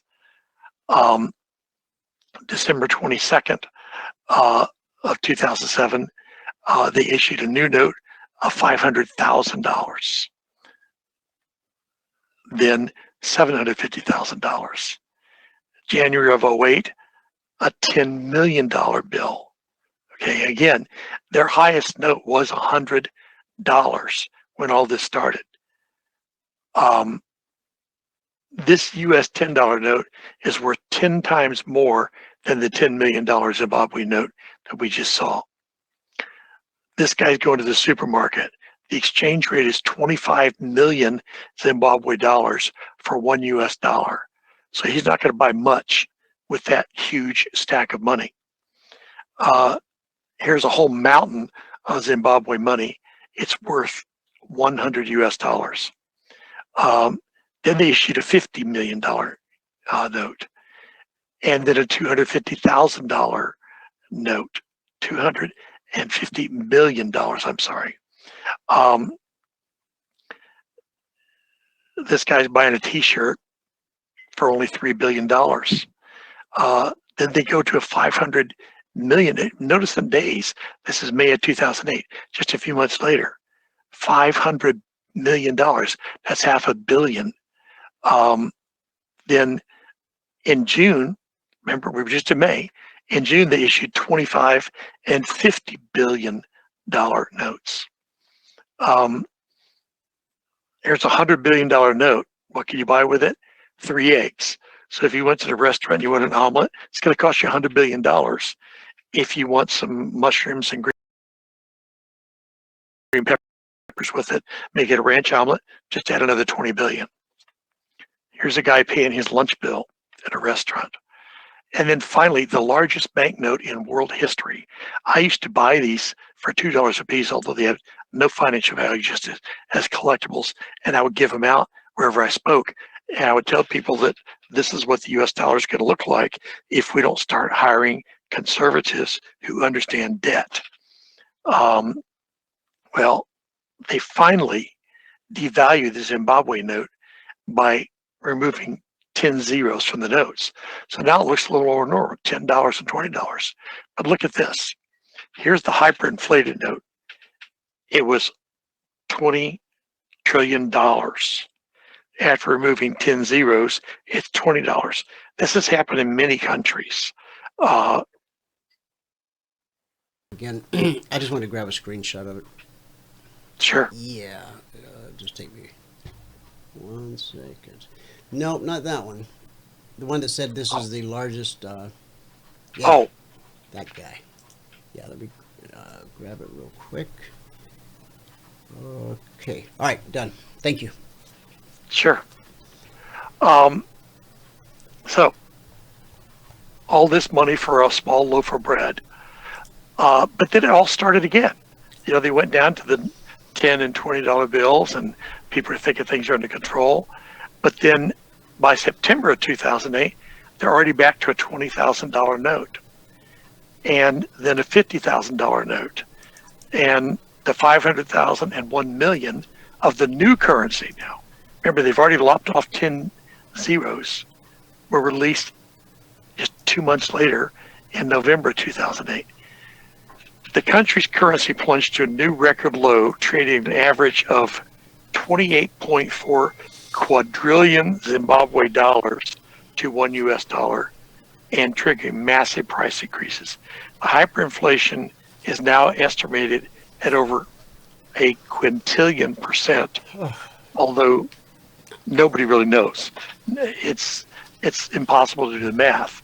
So just so you can see it visually, I put this slide up here. Here's what 1 million looks like. This is what a quintillion looks like. Lots of zeros. This is an actual sign in an actual toilet in Zimbabwe. Toilet paper only, no cardboard, no cloth, no Zim dollars, okay? Because they were clogging up the toilets. They were actually using it as toilet paper. So who's next? We've seen Germany has had massive hyperinflation. I didn't describe France's, but in 1789, they had hyperinflation that almost totally destroyed the country. So they said, well, we're going to get rid of the worthless money and we'll issue a new money. And 2 years later, that was also worthless. So finally they said, well, here's an idea. Let's go to the gold standard. Well, you idiots. I mean, you were on the gold standard 8 years before and you had a solid economy. And then you ruined it by issuing money backed by nothing, which is exactly what we have in our pockets. I was just at a seminar, I was asked to speak in Orlando, and I took out a $100 bill and held it up, and I said, what is this? And everybody said, it's a $100 bill. And I said, okay, what's it worth? They said, $100. And I ripped it in half and let the pieces fall to the floor. I said, that is worth $4. Your $20 bill is worth 80 cents from before we went off the gold standard. So we saw Zimbabwe and Argentina. Who's next? I think the U.S. is next. And when I tell people this, they say, oh, no, that's impossible. And I say, well, why is that impossible? They said, well, this is America. And I say, yeah, what else you got? Next week, I'm going to be talking about the fact that every single American in this country, and probably everybody on this call, is bankrupt. Now, if you just look at your personal debt and your personal assets, you say, well, I'm not bankrupt. But did you know that you, your wife, every one of your children, and your newborn baby each owe the government $36 million? Yeah. So for the vast majority of Americans, that makes us individually, personally bankrupt. Well, we're indentured slaves. I'm sorry? We're indentured slaves. That's right. And the Bible says that the debtor is slave to the lender. So don't forget, I'm getting into here, but don't forget that it's not just old style economies like France and Germany. 10% of modern economies have experienced hyperinflation in the last 25 years. We experienced hyperinflation in the 80s. But like I say, it wasn't runaway hyperinflation like the ones I've been describing. Oh, but I was actually, mortgage interest rates were 18%. Yeah, and I was getting 21% on CDs. So anything that's over 9%, once it gets to 10%, it's double-digit inflation. That is hyperinflation. So we have experienced it, and we will again, but this time I'm fearful that it will be double-digit. And I've got just 2 minutes left, so you wanted to talk about Paraguay. Well, I could, but I'd rather talk about Portugal. I'm sorry. I thought you said Paraguay. Okay. All right. This just out, and I shared it this morning.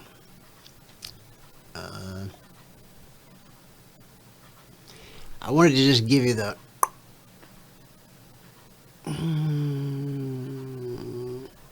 All right, I can't find the one paragraph I just wanted to read, so I'll just tell you. Portugal's passed a law that any profits that you earn from crypto are non-taxable. Mamma mia. Oh, mamma mia. Yeah, we should be buying up property there, most skosh, right away, because, I mean, people from around the world are going to flock there to take up residency to benefit from this. But I got to try to figure out how all this comes together. But you know how in the U.S., if you want to get an LLC, people tend to go to like Wyoming, Delaware, Nevada for various reasons, right? Mm-hmm. You're familiar with that. So I'm assuming little cottage industries we're going to pop up in Portugal that will allow you, an American citizen, to have a mailing address there. And so your crypto account will be domiciled, I think it's the right term, in Portugal. Now, how that affects you as a U.S. citizen, folks, I'm not an accountant. Do not, whatever you do not take tax advice from me. Go sit with your own attorney, your own accountant, and figure out how this is all going to work out. Even if you own a business in Portugal that does business in crypto and you make crypto profits there, even though Portugal isn't going to charge you, I suspect the United States is still going to want their cut. It will. Any investments you make out of the country, the U.S. wants their. I am going to email you this link, okay? So you can take a look at it later. That'd be great. Just got the article. Yeah. And I'm going to send you a real $100 trillion Zimbabwe note. Oh, that's sweet. Thank you. Just keep it straight and don't let it get wrinkled, because the ones that are in good condition are selling between $50 and $70 on eBay now. Are they really? Yeah, I stopped buying them when they got up to $10. I bought them in packs of 100 for $200. It cost me $2 a piece. Then I bought them at $5 a piece. After $10, I said no more. And in the length of time since then, 3 or 4 years, well, I'm going to send you some gold you can fold. You put it in your pocket and spend it. Yeah, it's a beautiful note, and embedded in the note is 1 gram of 0.999, the finest gold available. It's a beautiful thing. Just looking at it's pretty. But, you know, the question has always been, okay, so I'm going to put gold in my portfolio when Armageddon comes, the day we've all dreaded, and there's rioting in the streets, and so I'll be able to go buy a loaf of bread. Well, if you go to the grocer, if he has any bread left, he probably can't give you change for a Krugerrand. But it's kind of like walking into a Circle K and going, hey, can you break a 50? Because at current prices, last time I checked, a gram of gold was about $50. It may be like $60 now. In fact, here, let me grab the charts back. I know you got to run, so don't let me hold you up. Yes. I'm going to say goodbye and God bless you to everybody. Gold right now is at, we'll call it 1537. Alexa, 1537 divided by 28. 1,537 divided by 28 is 54.8929. Okay, so 1 gram of gold is worth $54. So I'm pretty excited about this, Dr. Tom, and I think did you get the message I left you? I'm sorry, I muted myself. No, what message did you send? I sent you a message. You and I had talked about the carrot bar thing, and we were going to possibly do a partnership. And I've got to get my paperwork in line and in order. So if that's something you still want to do, if you want to join forces, I'd love to, but we need to talk about it. So call me this afternoon, and I'll answer. Okay, I'll do my best. All right, sir. And if not today, tomorrow. All right. Okay. Busy day today. Thanks, Dr. Tom. Have a great day. You can catch Dr. Tom here every Thursday, and you can also go to CFRNgold.com. That's one word, CFRNgold.com. Get a starter pack. Dr. Tom, we didn't talk about that really so much today, but he's earned his living for many years selling gold, investment grade gold. You may have heard it called numismatic coins, amounts to the same thing, but he's made a very good life for himself, helping other people create and store wealth. So, back to where we left off. We were on the S&P, okay? Now, I was in the mentoring session yesterday with these two gentlemen. We were right about, let's see, the mentoring session was 4 Eastern, the first one. So 4 Eastern is 1600 hours. Yeah, we're on this candle, and then my second session was on this candle. So I told them, I said, the high probability thing is for price to pull back to the BBC. If the BBC doesn't hold, we'll pull back further to the weekly trading zone below us. If the BBC does not become good support, then the next high probability thing is for the weekly trading zone to become good support. And the trade to target overhead is 29.13. I actually recorded one of those sessions yesterday, so I might edit it out, get any personal info out of there, and just put that little video clip up to show you how I walked through the process. Now, when price hits this, well, when this green candle printed, right? The trade to target right then became right there, 29.13. We had yesterday, here, let me pull up the Concierge Trade Alerts again. Okay, this was last night. Tuesday night. Consider being long at or above 28.84. Okay, that was Tuesday night. So, we triggered at 28.84. And we ran up to 87.75. So that's 3 3/4 points. Back below the trigger. Off we go again. Back below the trigger. Off we go again. Important prices, important areas are almost always tested. Okay. On this third move, the swing high, well, the swing high was 28.90 half, so we'll just call it 28.90. So you had a 3-point move, and then 5 points, I guess, and then the 6-point move. At which point, price then did pull back to the BBC. But you see this red and falling right here? That represents resistance, okay?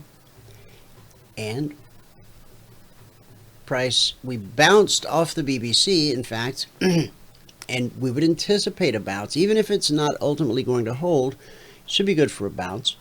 So we bounced up to 28.87, and then the low of that candle was 81 1/4. So 5-6 point bounce, resistance takes us back to the BBC. This time it doesn't hold. It holds more often than it doesn't, okay? This time it didn't hold. We slide right down to the weekly trading zone. You see just the wick touching it? That's rejection. Because at one point in the life of this 30-minute candle, the whole candle was touching the zone, but by the time the 30-minute candle closed, it had bounced up, and it just left a wick. That only 3 things can happen at a weekly trading zone. Consolidation, which is this. Rejection, which is this. There's more consolidation over there. And this isn't a great example because you got 2 candles touching here. So if you broke it down to a smaller time frame, you would see that this is consolidation. But just pretend this candle's not here. Let's just say this one green candle just ripped through that zone like it wasn't even there. We call that the slice. It's the least likely thing to happen, but it does happen. Most likely consolidation, Second most likely rejection. The third's the slice. When we have a slice, when the move runs out of steam and price starts to walk sideways, as I've taught you, we then expect price to pull back to the zone that it sliced through. When it slices to the upside, the pull back to the zone, we're looking for it to confirm good support. And it did. So what happens? It sends price back up above the BBC. This green line, bull bear cross. All that means is whatever time frame, whatever market we're looking at, if price is above the BBC, we anticipate higher prices. If price is below the BBC, we anticipate lower prices. I know that sounds awful simplistic, but I got to tell you, there's a lot of blood, sweat, and tears getting to that simplicity. Yes, what we do is simple, but it's simple by design. And we had to go through a whole lot of conniptions to get to this simple elegance that all of our partners and passport holders enjoy. It is, as they say, a beautiful thing. Now, here's what happened. We had an alert, just as we had over here the previous night, 2892, triggers. Now, once you understand our methodology, once you begin to see the markets the way we see them and think the way we think, you don't need no stinking alert, because you see what I see. So you might have gotten along here once price was back above the BBC. But if you waited for the alert, now why is the alert at 2892? Okay, look left. This area represents the potential for good resistance. Why? Well, because it already was. Buyers were willing to bid this thing up to here, and then suddenly there were more sell orders in the order flow than there were buy orders. Okay, we retrace to the zone, touch it to the tick, things switch. Now there's more buyers than sellers in the order flow. So once we're back above the BBC, we've got a trade to target overhead, weekly zone. I wanted to get above this. Now, while I might have personally, taken advantage of this at 2883-ish, I would have gotten an extra 10 points out of this thing. But because I always want to give you what I feel is the highest possible probability alert, I wanted to clear this potential trouble. 2892 up to 2913. It's a 21-point trade. Now, according to Alexa, who you heard me consult with, she's my consultant. Sorry, I'm not sure about that. Oh, that's okay. Thanks. Gotta be careful when you say her name. I don't know that one. Okay. Now, price kept going, but if we calculate it just from the published entry up to the trade to target, and that trade to target was published Monday morning at 6:15. Actually, I was running a little bit late this week, but for years, since December 14th of 2009, we've published the weekly zones for our partners, all members of CFRN, 6:15 a.m. Eastern, Monday. So you have a chance to get your zones on all the different charts before Wall Street wakes up. Okay. Now, so we published this number last night. And what time did I say we published last night? 7:15 Eastern. I try to get them out as soon as I can after the Globex Open, and I try really hard to always get them out no later than 9 p.m. Eastern. So that was the time, 7:15 Eastern. So that's 1900 hours. So it was on this 30-minute candle right there. That's when the Concierge Trade Alerts went out to consider being long, 28.92. We triggered during the first 30 minutes of the London Open. This was the London Open, 3 a.m. Eastern. And it took us, we'll call it 2.5 hours to get there, where we then consolidated, put in a leg, retraced to the zone. Now, when we approach a zone from below, we expect it to be good resistance until it isn't. When we approach a zone from above, we expect it to be good support until it isn't. Now, this candle, notice how it wasn't satisfied to just get good support at the zone.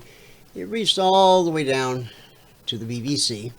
Price always reverts to the mean. And if I scroll back, you can just see it. Pull back, pull back, pull back, pull back, pull back, pull back, pull back, pull back. It's what the market does. With us, the mean is the BBC. Now, from where we sit right here, right now, where's our trade to target overhead?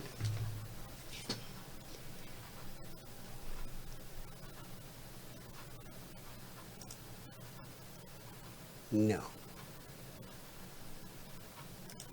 Yes. 29.73.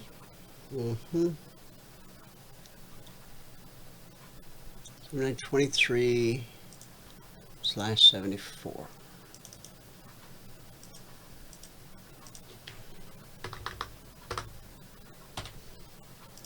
Okay. Now, I'm not saying that I really think price is going to go from 29.27 to 29.73. What I'm saying is that is the next high probability move. Will it travel in a straight line? Markets rarely do. One example is, we'll trade a little bit higher. So we get a leg and a retracement. We'll get a leg and a retracement, a leg and a retracement. Then we might get a leg and a deeper retracement. And then a leg and a retracement. By the time you and I visit on this radio program tomorrow, Friday, there are very few absolutes in the world of trading, but I absolutely believe that when you and I talk tomorrow, price will have either touched 29.73 or 28.75. Why? Because price is always trying to get to a weekly trading zone. From the second the markets open Sunday night, 6 p.m. Eastern, till they close Friday afternoon at 5 p.m. Eastern, price is trying to get to a zone, either the one overhead or the one below. There are periods where the market goes sideways a bit, consolidating, really making up its mind. Is it going to attempt the one overhead or attempt the one below? Of course, that's dictated by order flow. Are there more buyers than sellers, more sellers than buyers? Right now, there's definitely more buyers than sellers in the order flow. And as long as that remains constant, price will continue to climb. Alexa, 73 minus 14. 73 minus 14 is 59. 59. So from where we sit right now, if price does go to the zone overhead, Alexa, was 59 times 50? Alexa, what's 59 times 50? 59 times 50 is 2,950. Okay. I'm not quite sure how to help you with that. No, you did real good. Thank you. $2,950 per contract traded. Now, read the screen. Hang on. Sorry about that. Let me just situate this.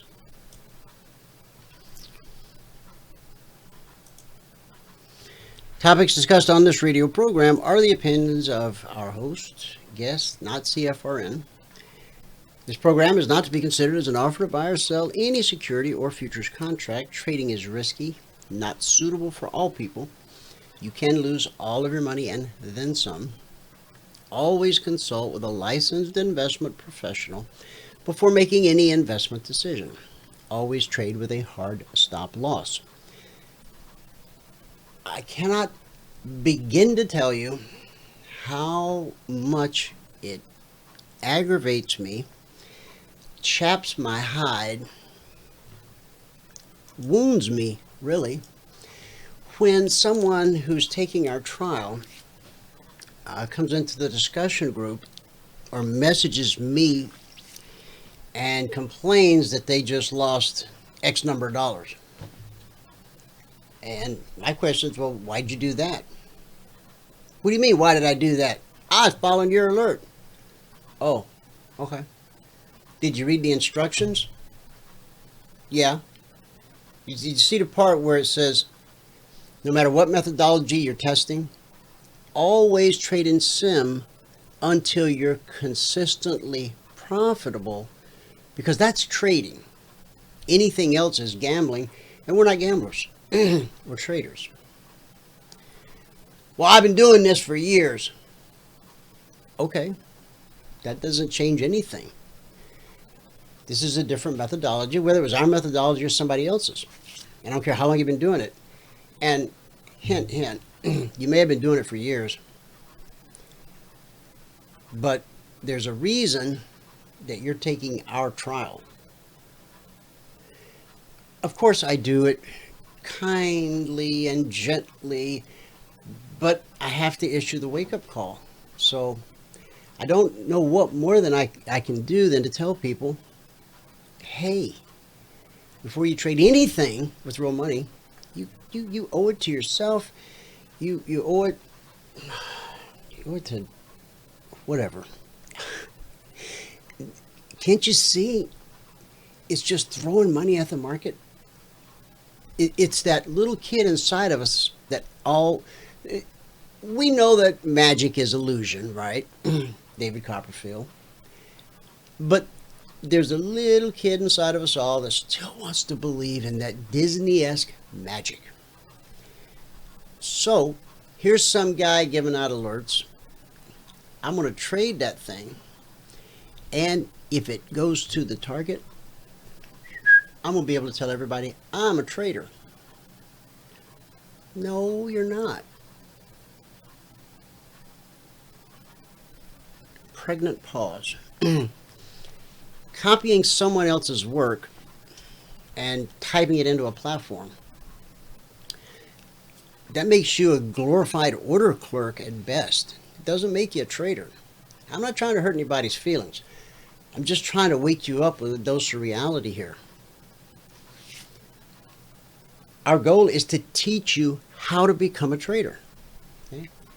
And becoming a trader doesn't mean you can keep pace with Michael in the live trading room, and as he's putting on and taking off trades, you can keep up with him and show some level of success.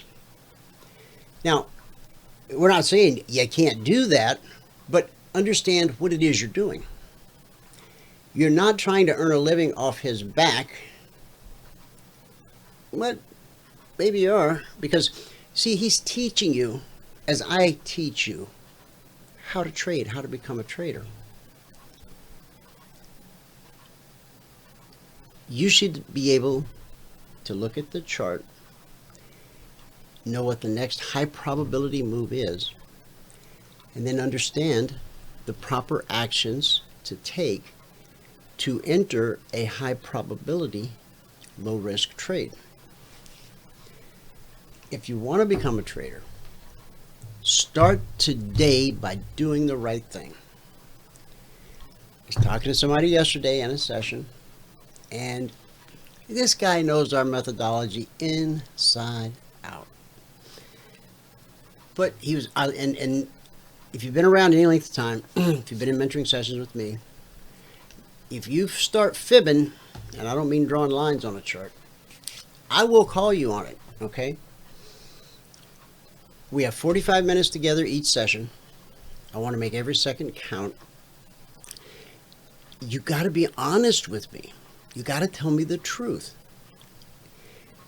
Sometimes we have a new partner, passport holder. It's our first mentoring session. And they hedge all around the truth because they don't want to look bad in the eyes of the teach, you know?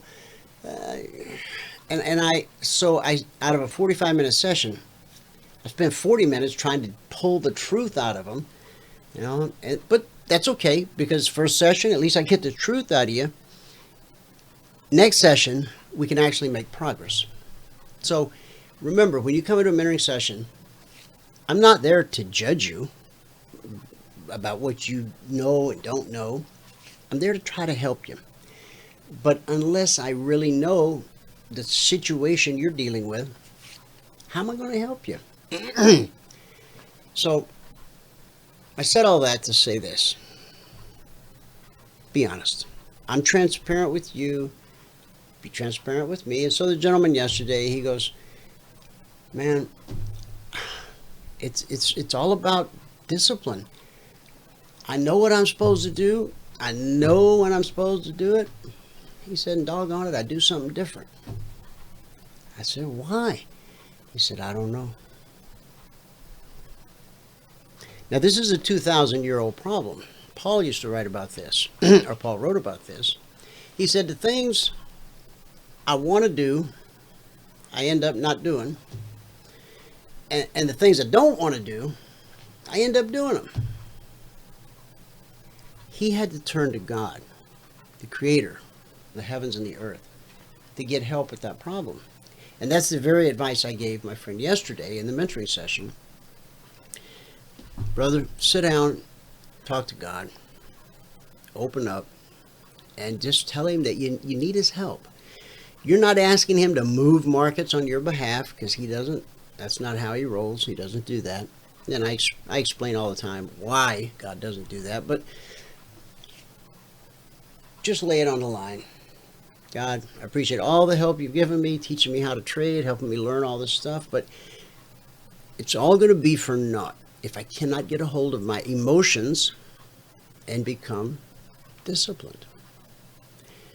Now, this will sound funny, but I encourage students all the time to sit down with a number 2 lead pencil and a legal pad. You'll want a pen handy for signing, but you're going to write a contract with God. You're going to commit on paper. And the reason I have you write it down, because you know, with all this stuff in our head just flying around, gets jumbled up. Sometimes we don't know which way's up. On this contract with God, if the issue is discipline or getting a handle on your emotions, spell it out. Okay, God, I have this issue. I need your help. Here's what I'm going to do. Because God expects you to do your part. You know, he equipped you with a mind and with certain gifts and talents. You know, you've got to do your part. So, God, the next time I feel some strong sense of emotion, I'm going to stop what I'm doing and I'm going to just take 5 minutes, close my eyes, practice mindfulness, and I'll talk about that in another session, but see, I don't want you dancing on your desktop when you have a good day like Fred Astaire. Because if you do, it may be 2 days or 2 weeks, but you're going to call me up from under your desk where you're curled up in a fetal position. It shouldn't be that way. It's a job. It's a business. You know, if your job is to, oh gosh, I don't know, maybe you're a clerk at Walmart. Okay, I'm just trying to think of something off the top of my head. Maybe you're a clerk at Walmart. Okay. Customer comes through your check stand. They have items. You scan them. You take the money. Put their stuff in a bag. Make sure they have the receipt. Send them on their way. Now, when that transaction is completed, are you dancing on your desktop or on the little conveyor belt? Well, probably not if you want to keep your job. And in the same vein, when the transaction's over, you're not freaking out under the register. Well, of course not. Why would I be? It's just a transaction. You know, people wanted some stuff. They found it. They brought it up here. I rang it up. I took their money. I gave them the proper change, put their stuff in a sack, and said, have a nice day. Why would I be excited about that?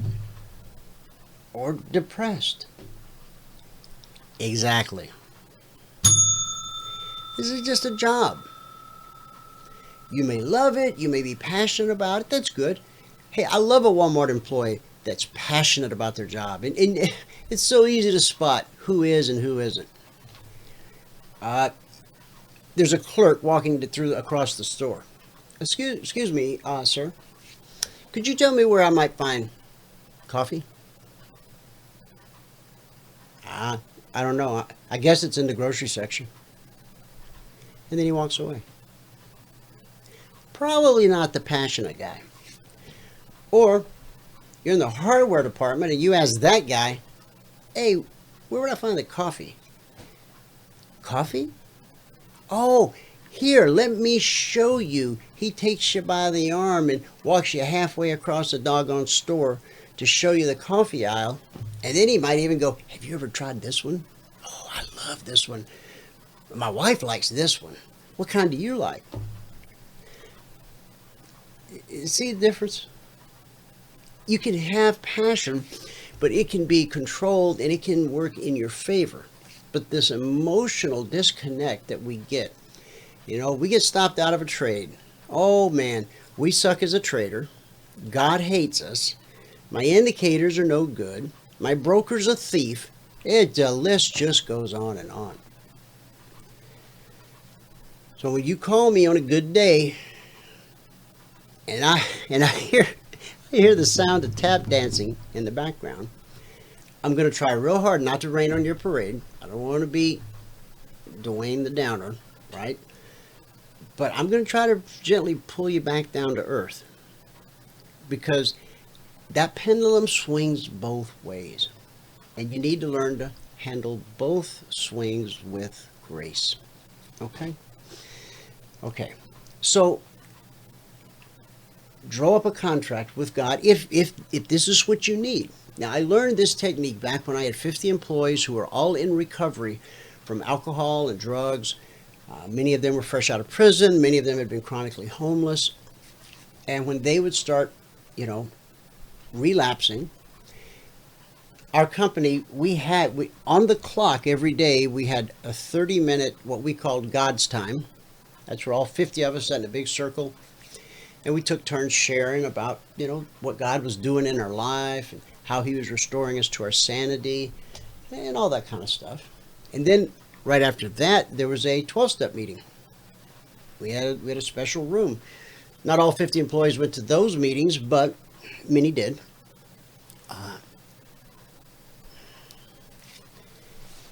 When I would have a chronic relapser, one of the tools in my toolkit was to pull them into my office, talk to them about it again. But this time we really brought God into the picture. Number one, if they weren't a believer, they just chose to work somewhere else. Not that I wouldn't hire them, I would. But, if you're not a believer, who wants to hang around a bunch of Christians all day, hearing them talk about how they're blessed and all that, right? So I would actually have them get out a pad and a pen, and I would sit there with them, and I would watch them write out this agreement and make this commitment to God. God, I know that I need to do, if the problem was crack, like the first, dear God, I really want to stop relapsing. I want to live a life that honors you. My problem is, so step number one, I'm not going to go to the crack house anymore. See, that's them doing their part of the deal. Now, here's where God will step in. God will supernaturally give you the power to resist the urge. Because just because you wrote that down, you're still going to get the urge to go to the crack house or the bar if it's alcohol, or Pizza Hut if it's something else, right? But you've made a commitment. You're doing your part. Now you're walking down the street. You know there's a crack house up there on the left, third door. And so you purposely turn and go around the block, completely out of your way, so the temptation doesn't become too great, or you don't bump into somebody you know who goes, yo, hey man, try this, right? I'm telling you, this works.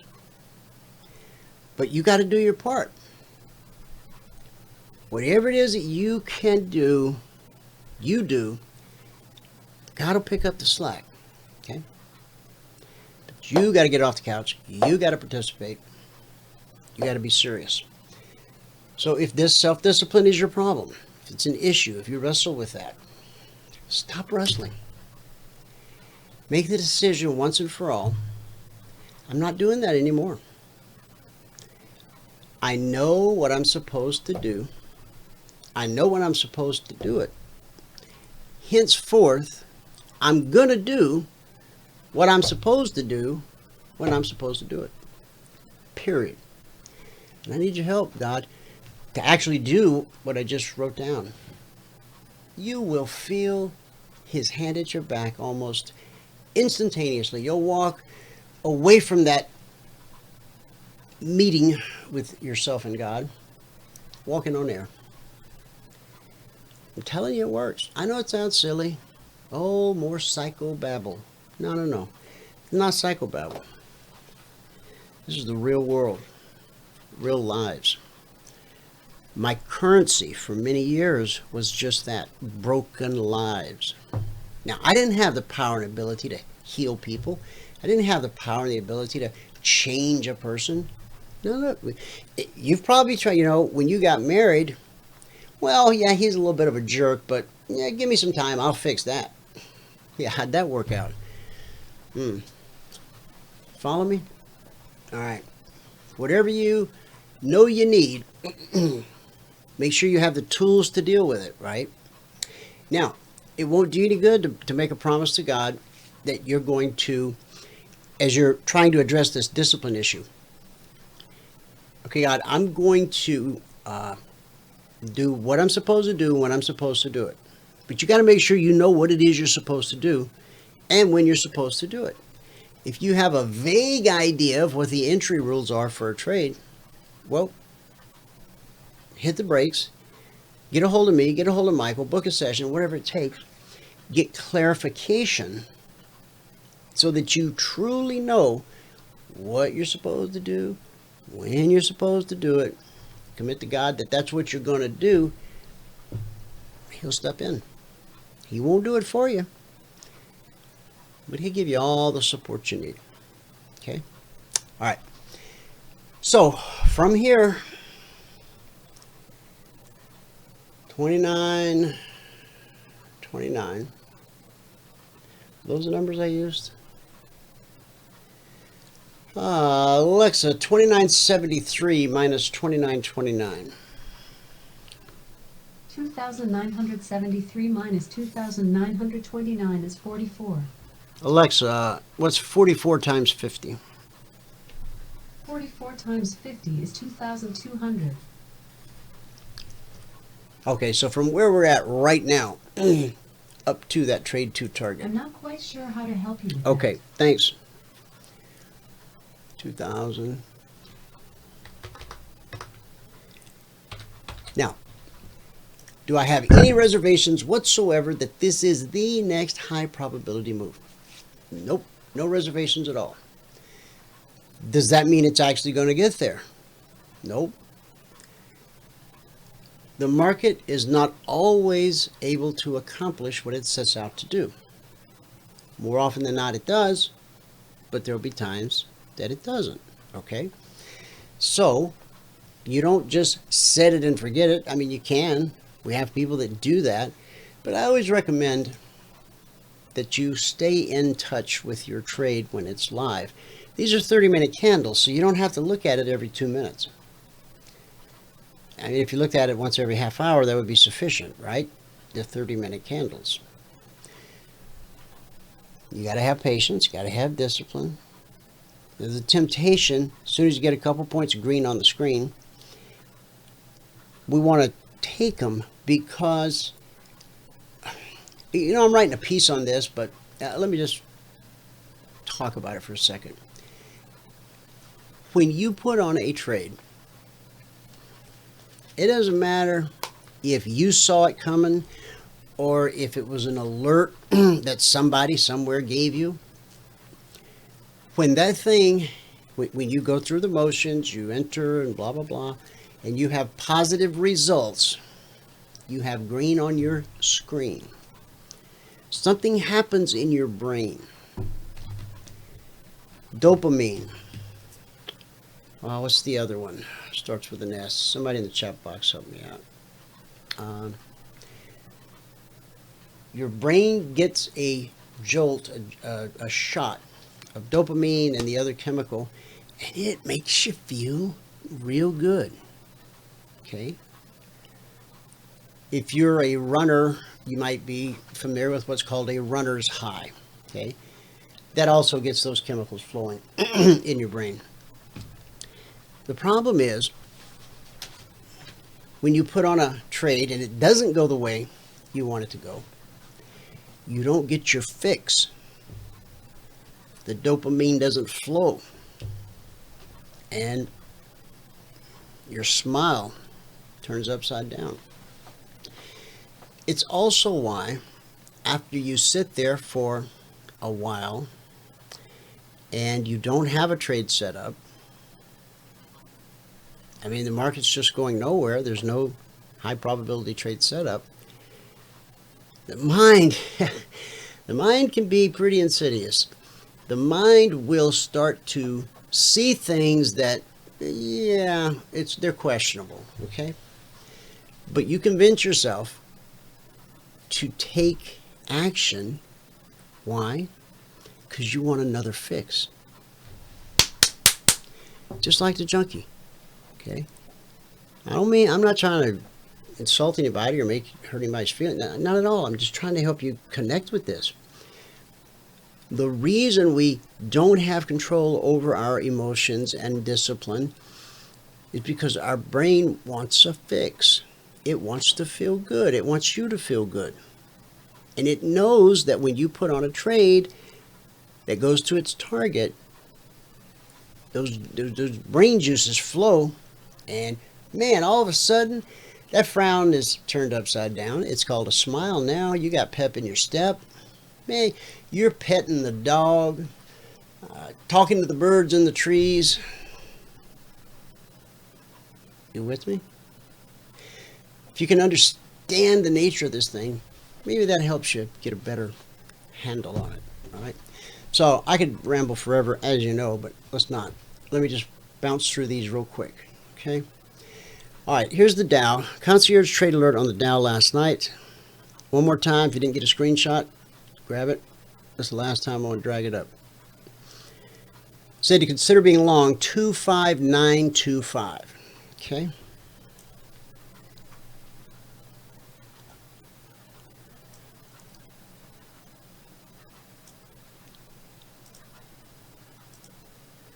I need to get rid of that thing. 25925. Okay, that's going to be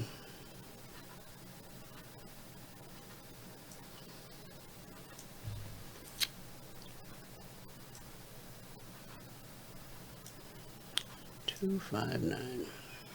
25.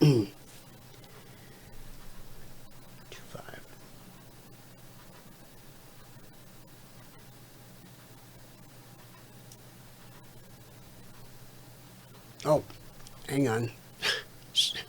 Remember when I rolled back to look and see what the alert was for Tuesday? Yeah, I forgot to scroll back down. Knew something wasn't looking right. Okay, so now if you need to grab a screenshot again, make sure you grab Wednesday. These are the ones that went out last night, 6:55 p.m. Eastern. Okay, so the number we're looking for here on the Dow is 26080. All right. We got to call that 26080. Okay. All right. Buy 26080.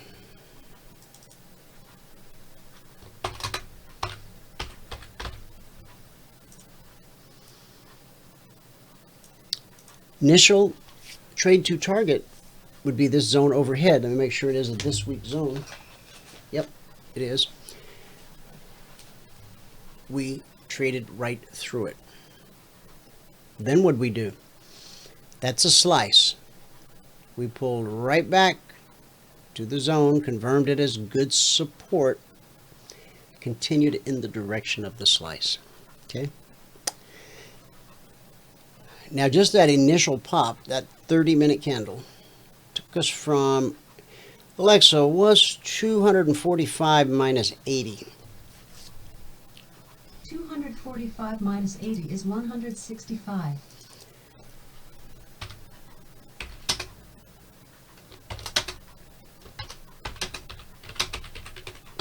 Alexa, what's 165 times 5?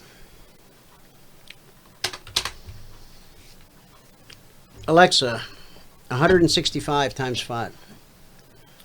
165 times 5 is 825. Okay. I'm not quite sure how to help you with that. It's okay. Thanks. All right. So, not this entire move, okay? Just this 30-minute candle, the one we triggered on, okay? That trigger came off the London Open, 3 a.m. Eastern. The alerts went out right here. Okay. A lot of phone calls. All right, so just this candle, $825, 165 points, $5 per point, $825 per contract traded. If you have earned the right to trade 10 contracts, and by earning the right, I don't mean you've earned enough money in some other business to put money in a trading account. That's not earning the right to trade 10 contracts. Earning the right to trade 10 means you started in sim, became consistently profitable, went live with 1, made enough money to pay for number 2, made enough money to pay for number 3. That's how you earn the right to trade multiple contracts. If you've earned the right to trade 10 contracts, this is an $8,000 move in that one candle. Now, we've actually put in a swing high up here at, we'll call it 26,400. That's 320 Dow points. Alexa, 320 times 5.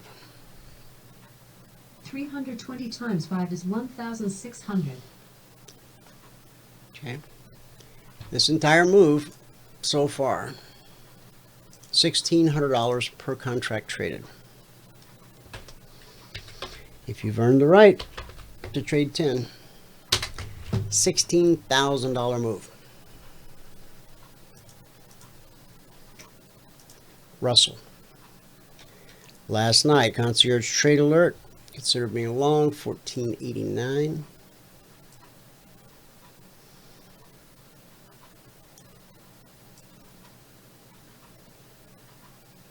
$14.89. Okay. So the first move from $14.89 took us up to $98. So that's 9 points, $50 per point, $450 per contract traded. Important prices, important areas, almost always tested. So the pullback takes us to 1488.9. So it got 1 tick below the trigger. So $900 move, $1,000 move. 1 trade, 2 alerts. Important prices, important areas, almost always tested. Does it happen very often? Well, look yesterday at the Russell.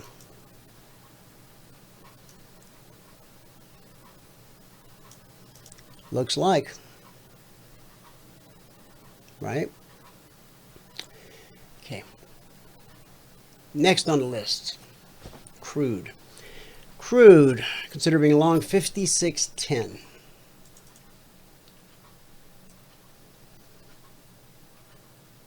I don't know if I mentioned, but you could have had these alerts.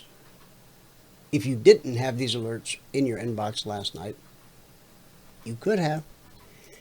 We do have a trial. I wasn't going to do a trial this week for Logic, but because of the things that unfolded in the discussion group the other morning with someone who was having a rough day, rough 5 years, I realized that I really did need to have a trial this week. And so rather than just a trial for one person, I just opened it up to everybody. If you're not a part of it, go to eminitrainingschool.com. eminitrainingschool.com. All we need is your name, your email address, no credit card. You can participate in the trial the rest of today and tomorrow, all right? That means, had you taken the trial yesterday, these alerts I'm going over with you right now, these concierge alerts, you would have had them in your inbox. You would have been able to trade this in sim as you're learning to be consistently profitable. So from 5610, is that what it was? Yeah, from 5610.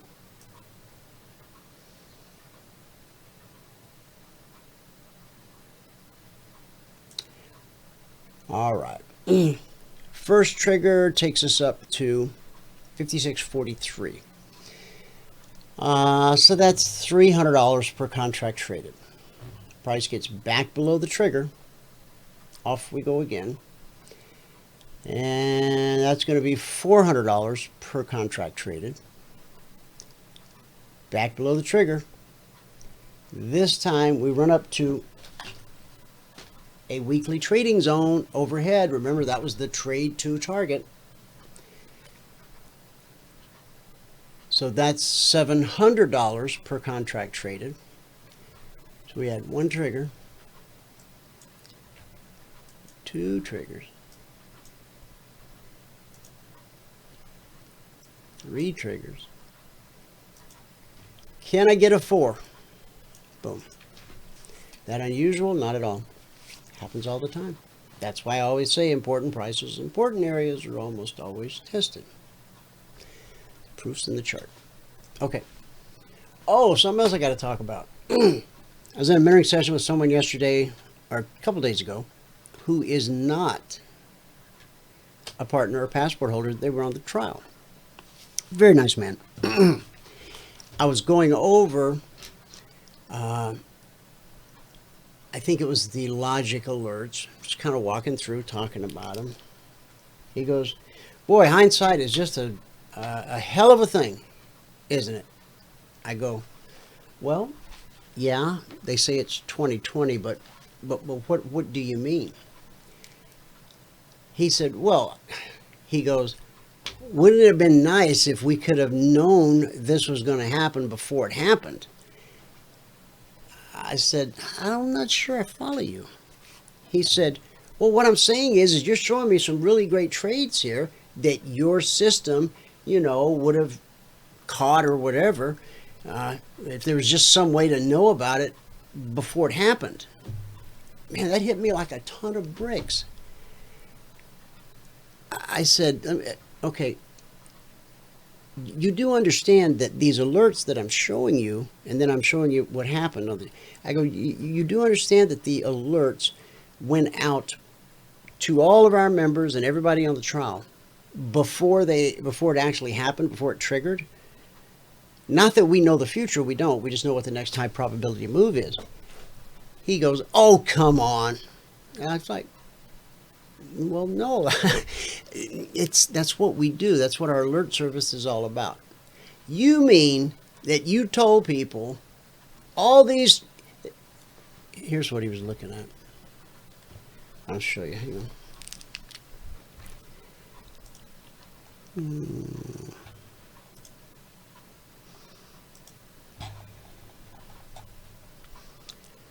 He said, you're telling me that you told people about every one of these before it ever happened, before it triggered.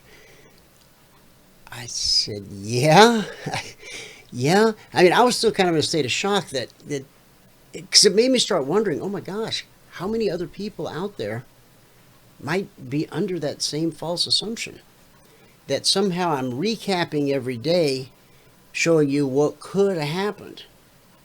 This isn't about what could have, this is what did happen. The alerts did go out, and of course we've been so blessed this week. Let me just scoot you through this week real quick. We're on week 56. Okay. Last week, in Logic, not Concierge, but in Logic is based on current price behavior. Concierge is based on prior past behavior. Okay. So last week on Logic, we had 65 actionable alerts. 13 of them were stopped out. So that's 20% stopped out. We've averaged 20% over the past year. So this past Sunday night, 6 p.m. Eastern, that began week 56. We started out with, and I went into detail on this on yesterday's show, so I won't do that again today. If you missed yesterday's show, go to youtube.com/CFRN. You can watch yesterday's show, and there's years of shows on there you can watch, okay? So we had a bunch of no triggers. That's what the Z's mean. The thumbs up means price found the target. And then, of course, a red X means stopped out. So we've got a few thumbs there. Got quite a few no triggers.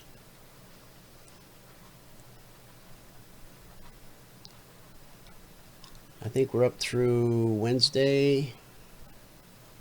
This is Wednesday. Now we're starting Thursday, the 28th.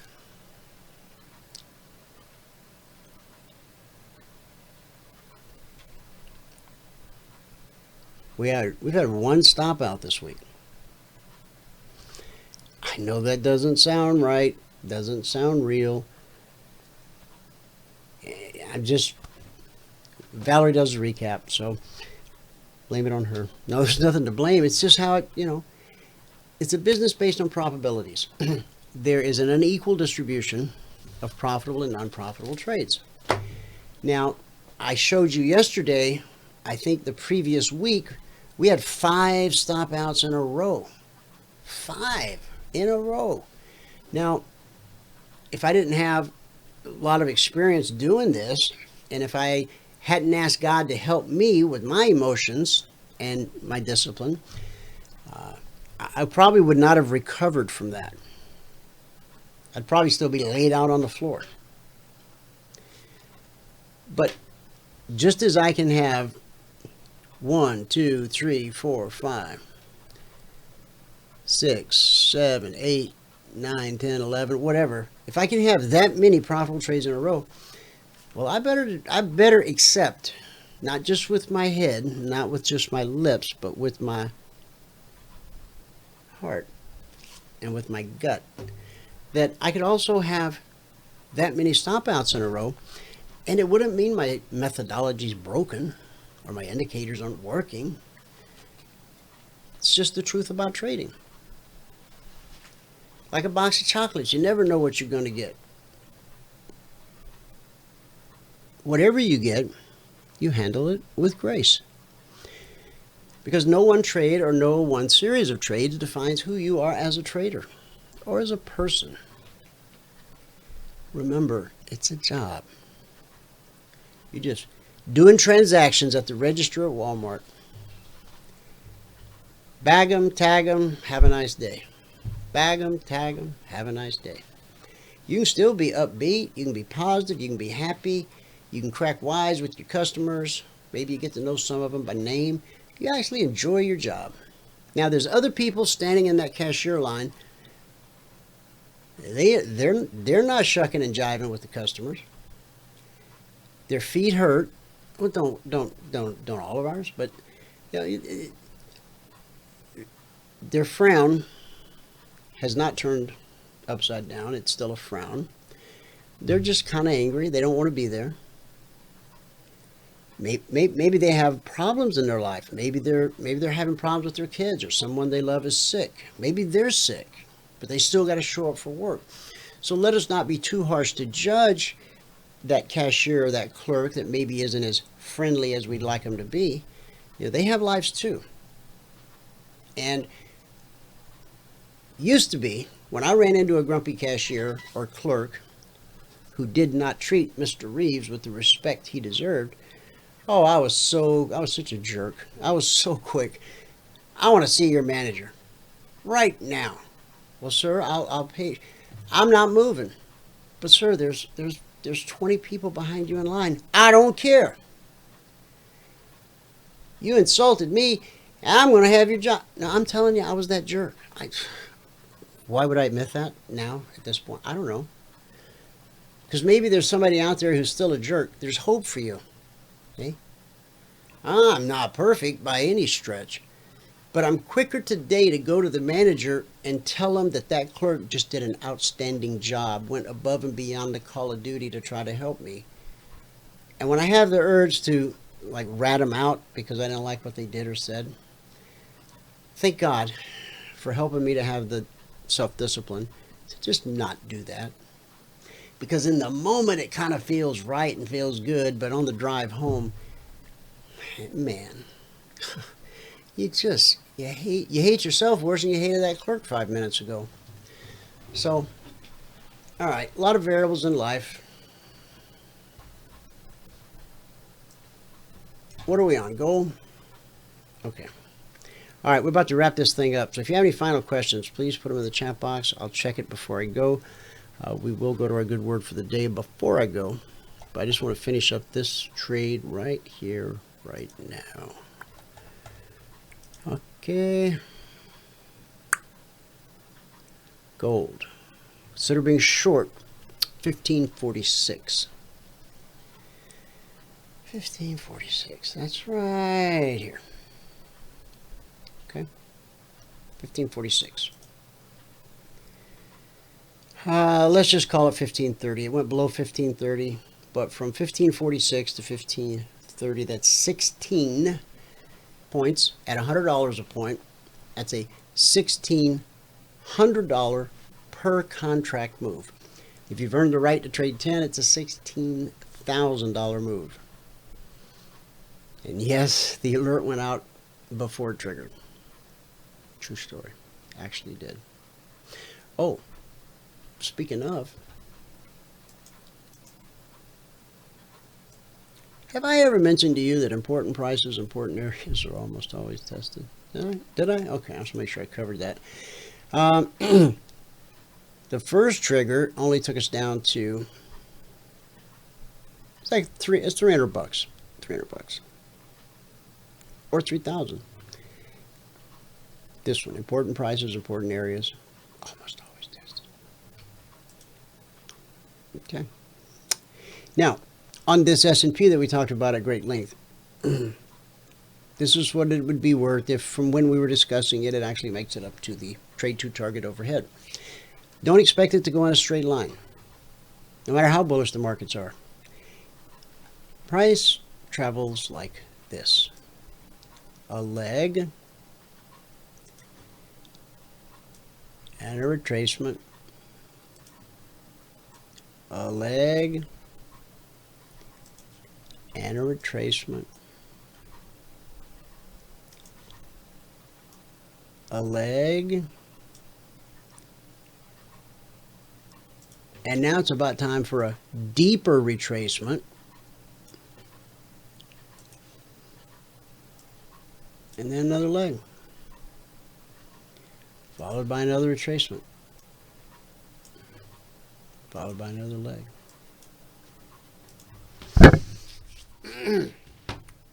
We all know that price channels back and forth. But somehow, the second we enter a trade, that is supposed to signal the market that this is the beginning of a new trend. So we don't have to zigzag anymore. You just straight line, please, up to 73.74. Good luck with that. It just doesn't work out. Okay. Workshop tonight for all CFRN partners and passport holders.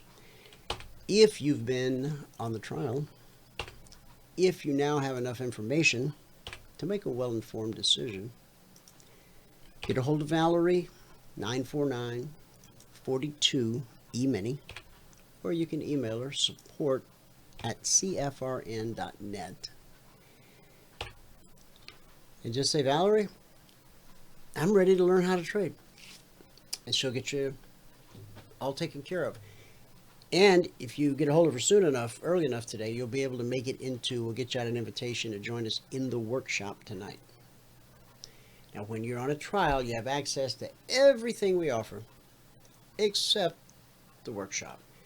That's behind closed doors, partners, passport holders only. This is kind of where we just put it all out on the table, bare our souls, if you will. It's the cornerstone of who we are as a community. And I'd love to see you there. So if you think that's in the cards, call Valerie. If you still haven't made up your mind, then you must not have enough information.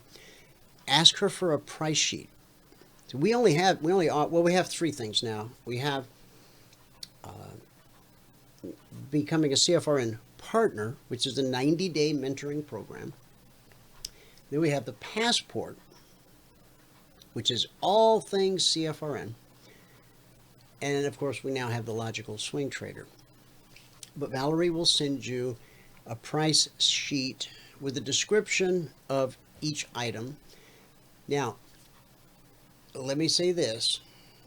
If you become a partner, a passport holder, or a logical swing trader, we don't have any upsells.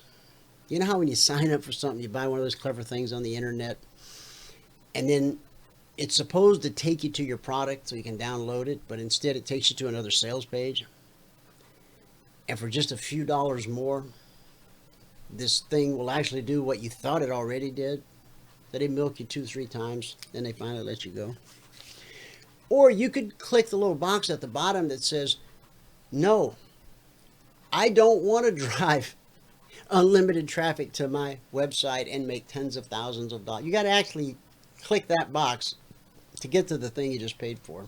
Kind of silly, but the only upsell kind of a thing we have is if you're already a CFRN partner and have been, for years, perhaps, you can upgrade from partner to passport. If you are a passport holder when the logical swing trader came out of beta, you already have that. So just email Valerie, support@cfrn.net, and just say, hey, that joker on the internet said if I emailed you, you'd send me a price and spec sheet for the stuff you guys offer. And she will, because she's cool like that. Let's see. It looks like I do have some questions here. I apologize, I didn't see them. Oh no, not another Windows 10 update.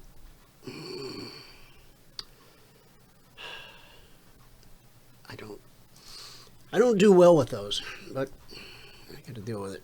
All right, let me scroll up here and see what this question is.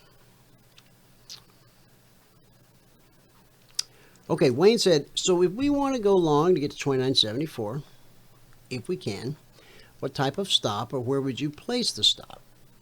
Okay. Well, Wayne, you could have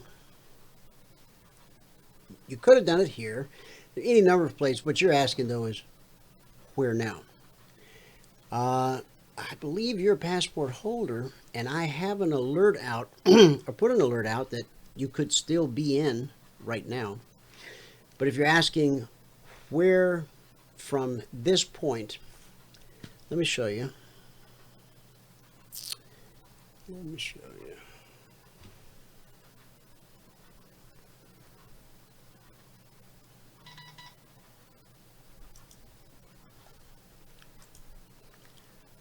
me show you. There should be a chart here, and I should have an extra chart I can use. Do I have NQ twice? Here, we'll just use this one. That'll work.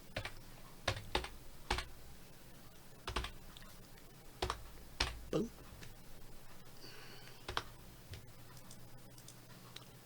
Okay.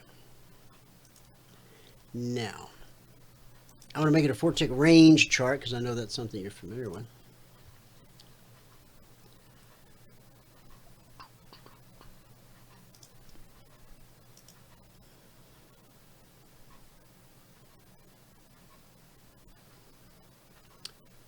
bullish cross, price pulled away, price pulled back to physically touch, up close. You could have taken an entry right there. And if you're trying to use very aggressive risk management, stop right there.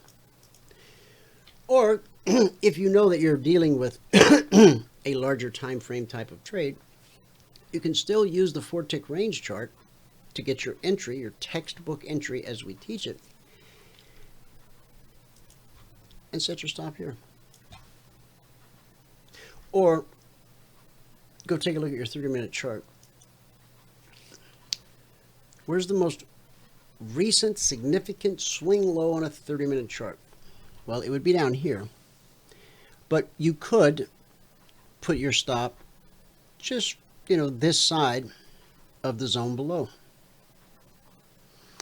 So from 14, so that'd be about a 14-point stop, $700, $50 a point. New visitor. That help?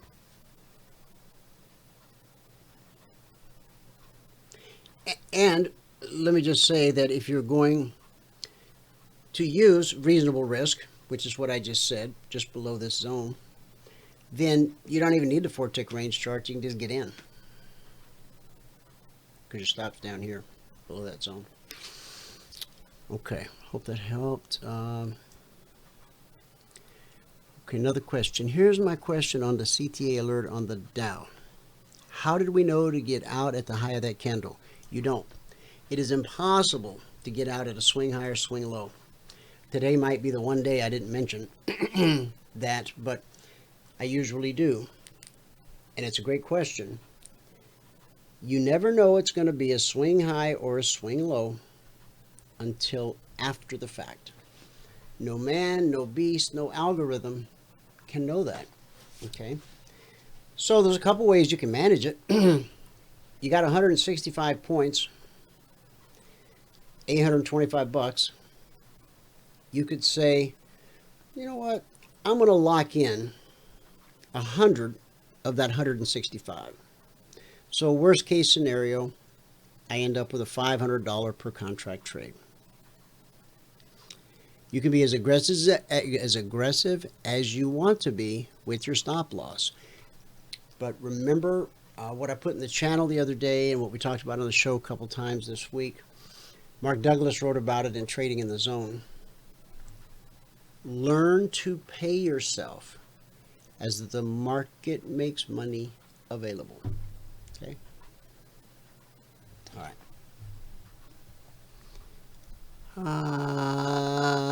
Next, Dwayne, great speech. I'm sorry.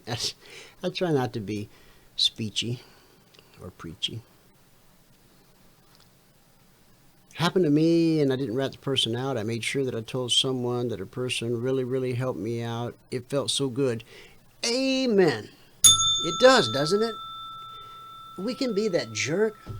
Or we can be, what I really like doing is I like doing things for people. Like maybe going and tell the manager, that so-and-so just did a really good job. But I don't want that person to know. I'm not going to go back to the cashier and brag, hey, I just told the boss that you're aces. No. Just let it be between you and God and the store manager. There's anything that you do with the Father in secret, just between you and him. Oh, man. There's power in that. You can feel it. You can sense it. Now, you start bragging to all your friends about, what a great guy you are and how you did this or that. It loses a lot of power. Suck the life right out of it. Start thinking about, what can I do today that will have a positive impact on a person or a group or a household, whatever, a church. It's just going to be mine and God's little secret. You guys, if you'll test that out. Now, when you've done something good, it's hard to hold it in. You want to tell people. So you can get your reward from man, or you can get your reward from the man above. I like his rewards better. Now, everybody likes a pat on the back, an attaboy, but if I got to choose, I'm going to go with God every time. Okie doke. Wayne, thank you so much for your kind comments. You're always a gentleman. I'm so glad that today's show helped you. That question I asked at the beginning, we didn't get a chance to get to that. So please think about it think about it tonight, and then tomorrow I'll ask the question again, and you guys can put in your answers. And those of you that were kind enough to answer today, hang on to your answer, and we'll do this. There really is a reason behind it, and I think you'll find it somewhat illuminating. Okay. All righty. Good word for the day. Coming right up.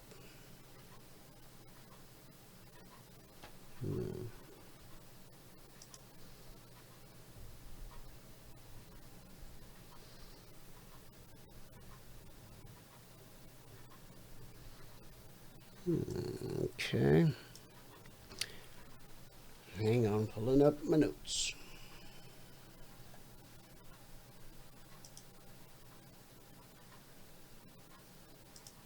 Hey, why are my notes not pulling up?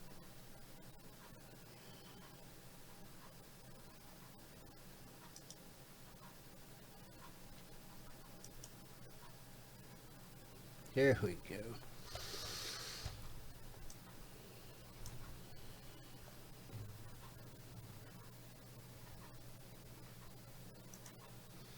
Let us talk about life's worries, riches, and pleasures.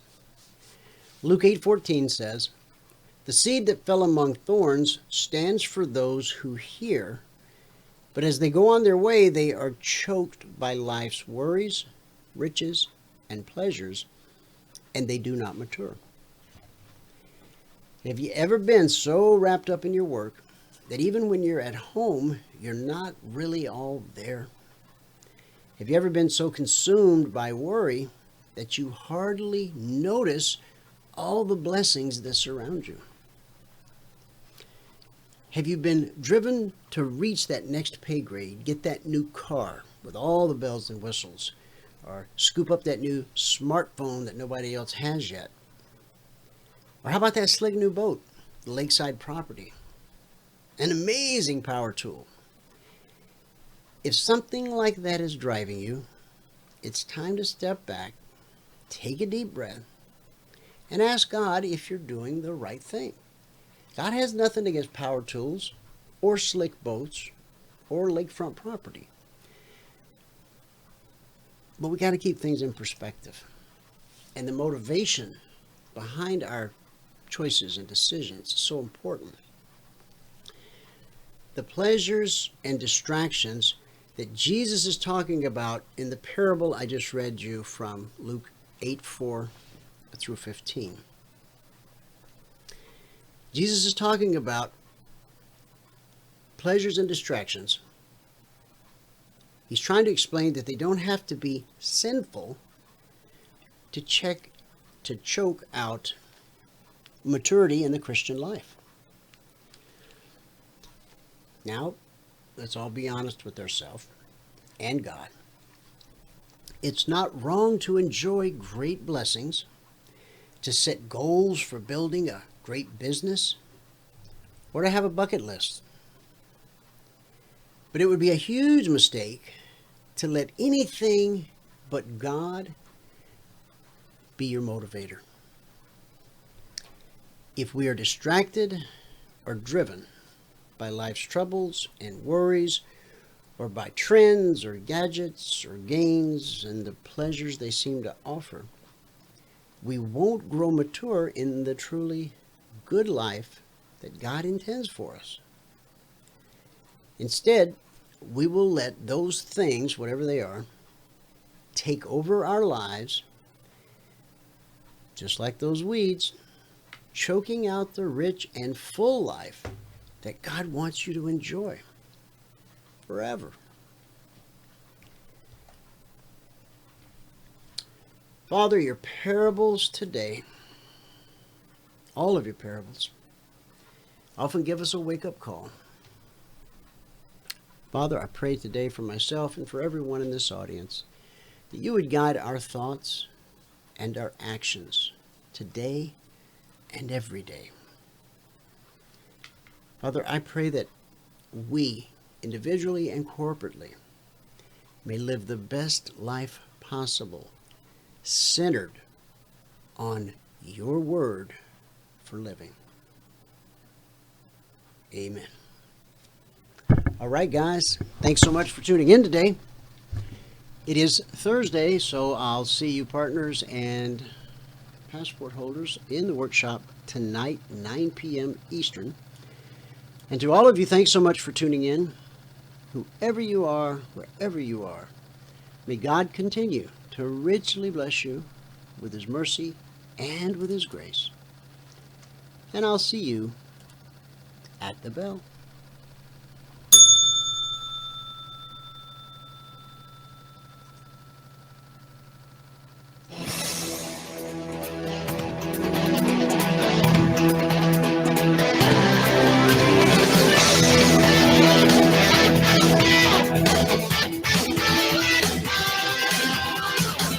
Remember this, there is no greater return on investment than to see a human life changed and given hope. As always, pray hard and trade safe. Any financial information discussed on this show is simply the opinion of our host, Dwayne Reeves, his co-hosts, and guests. To learn more about trading Emini Futures or to take a 1-week free trial in our live trading room, call 1-866-928-3310. 866-928-3310. Information discussed on this radio program should not be construed as a recommendation to buy or sell any security. Always do your own due diligence and consult with a licensed securities broker or financial before making any investment decision.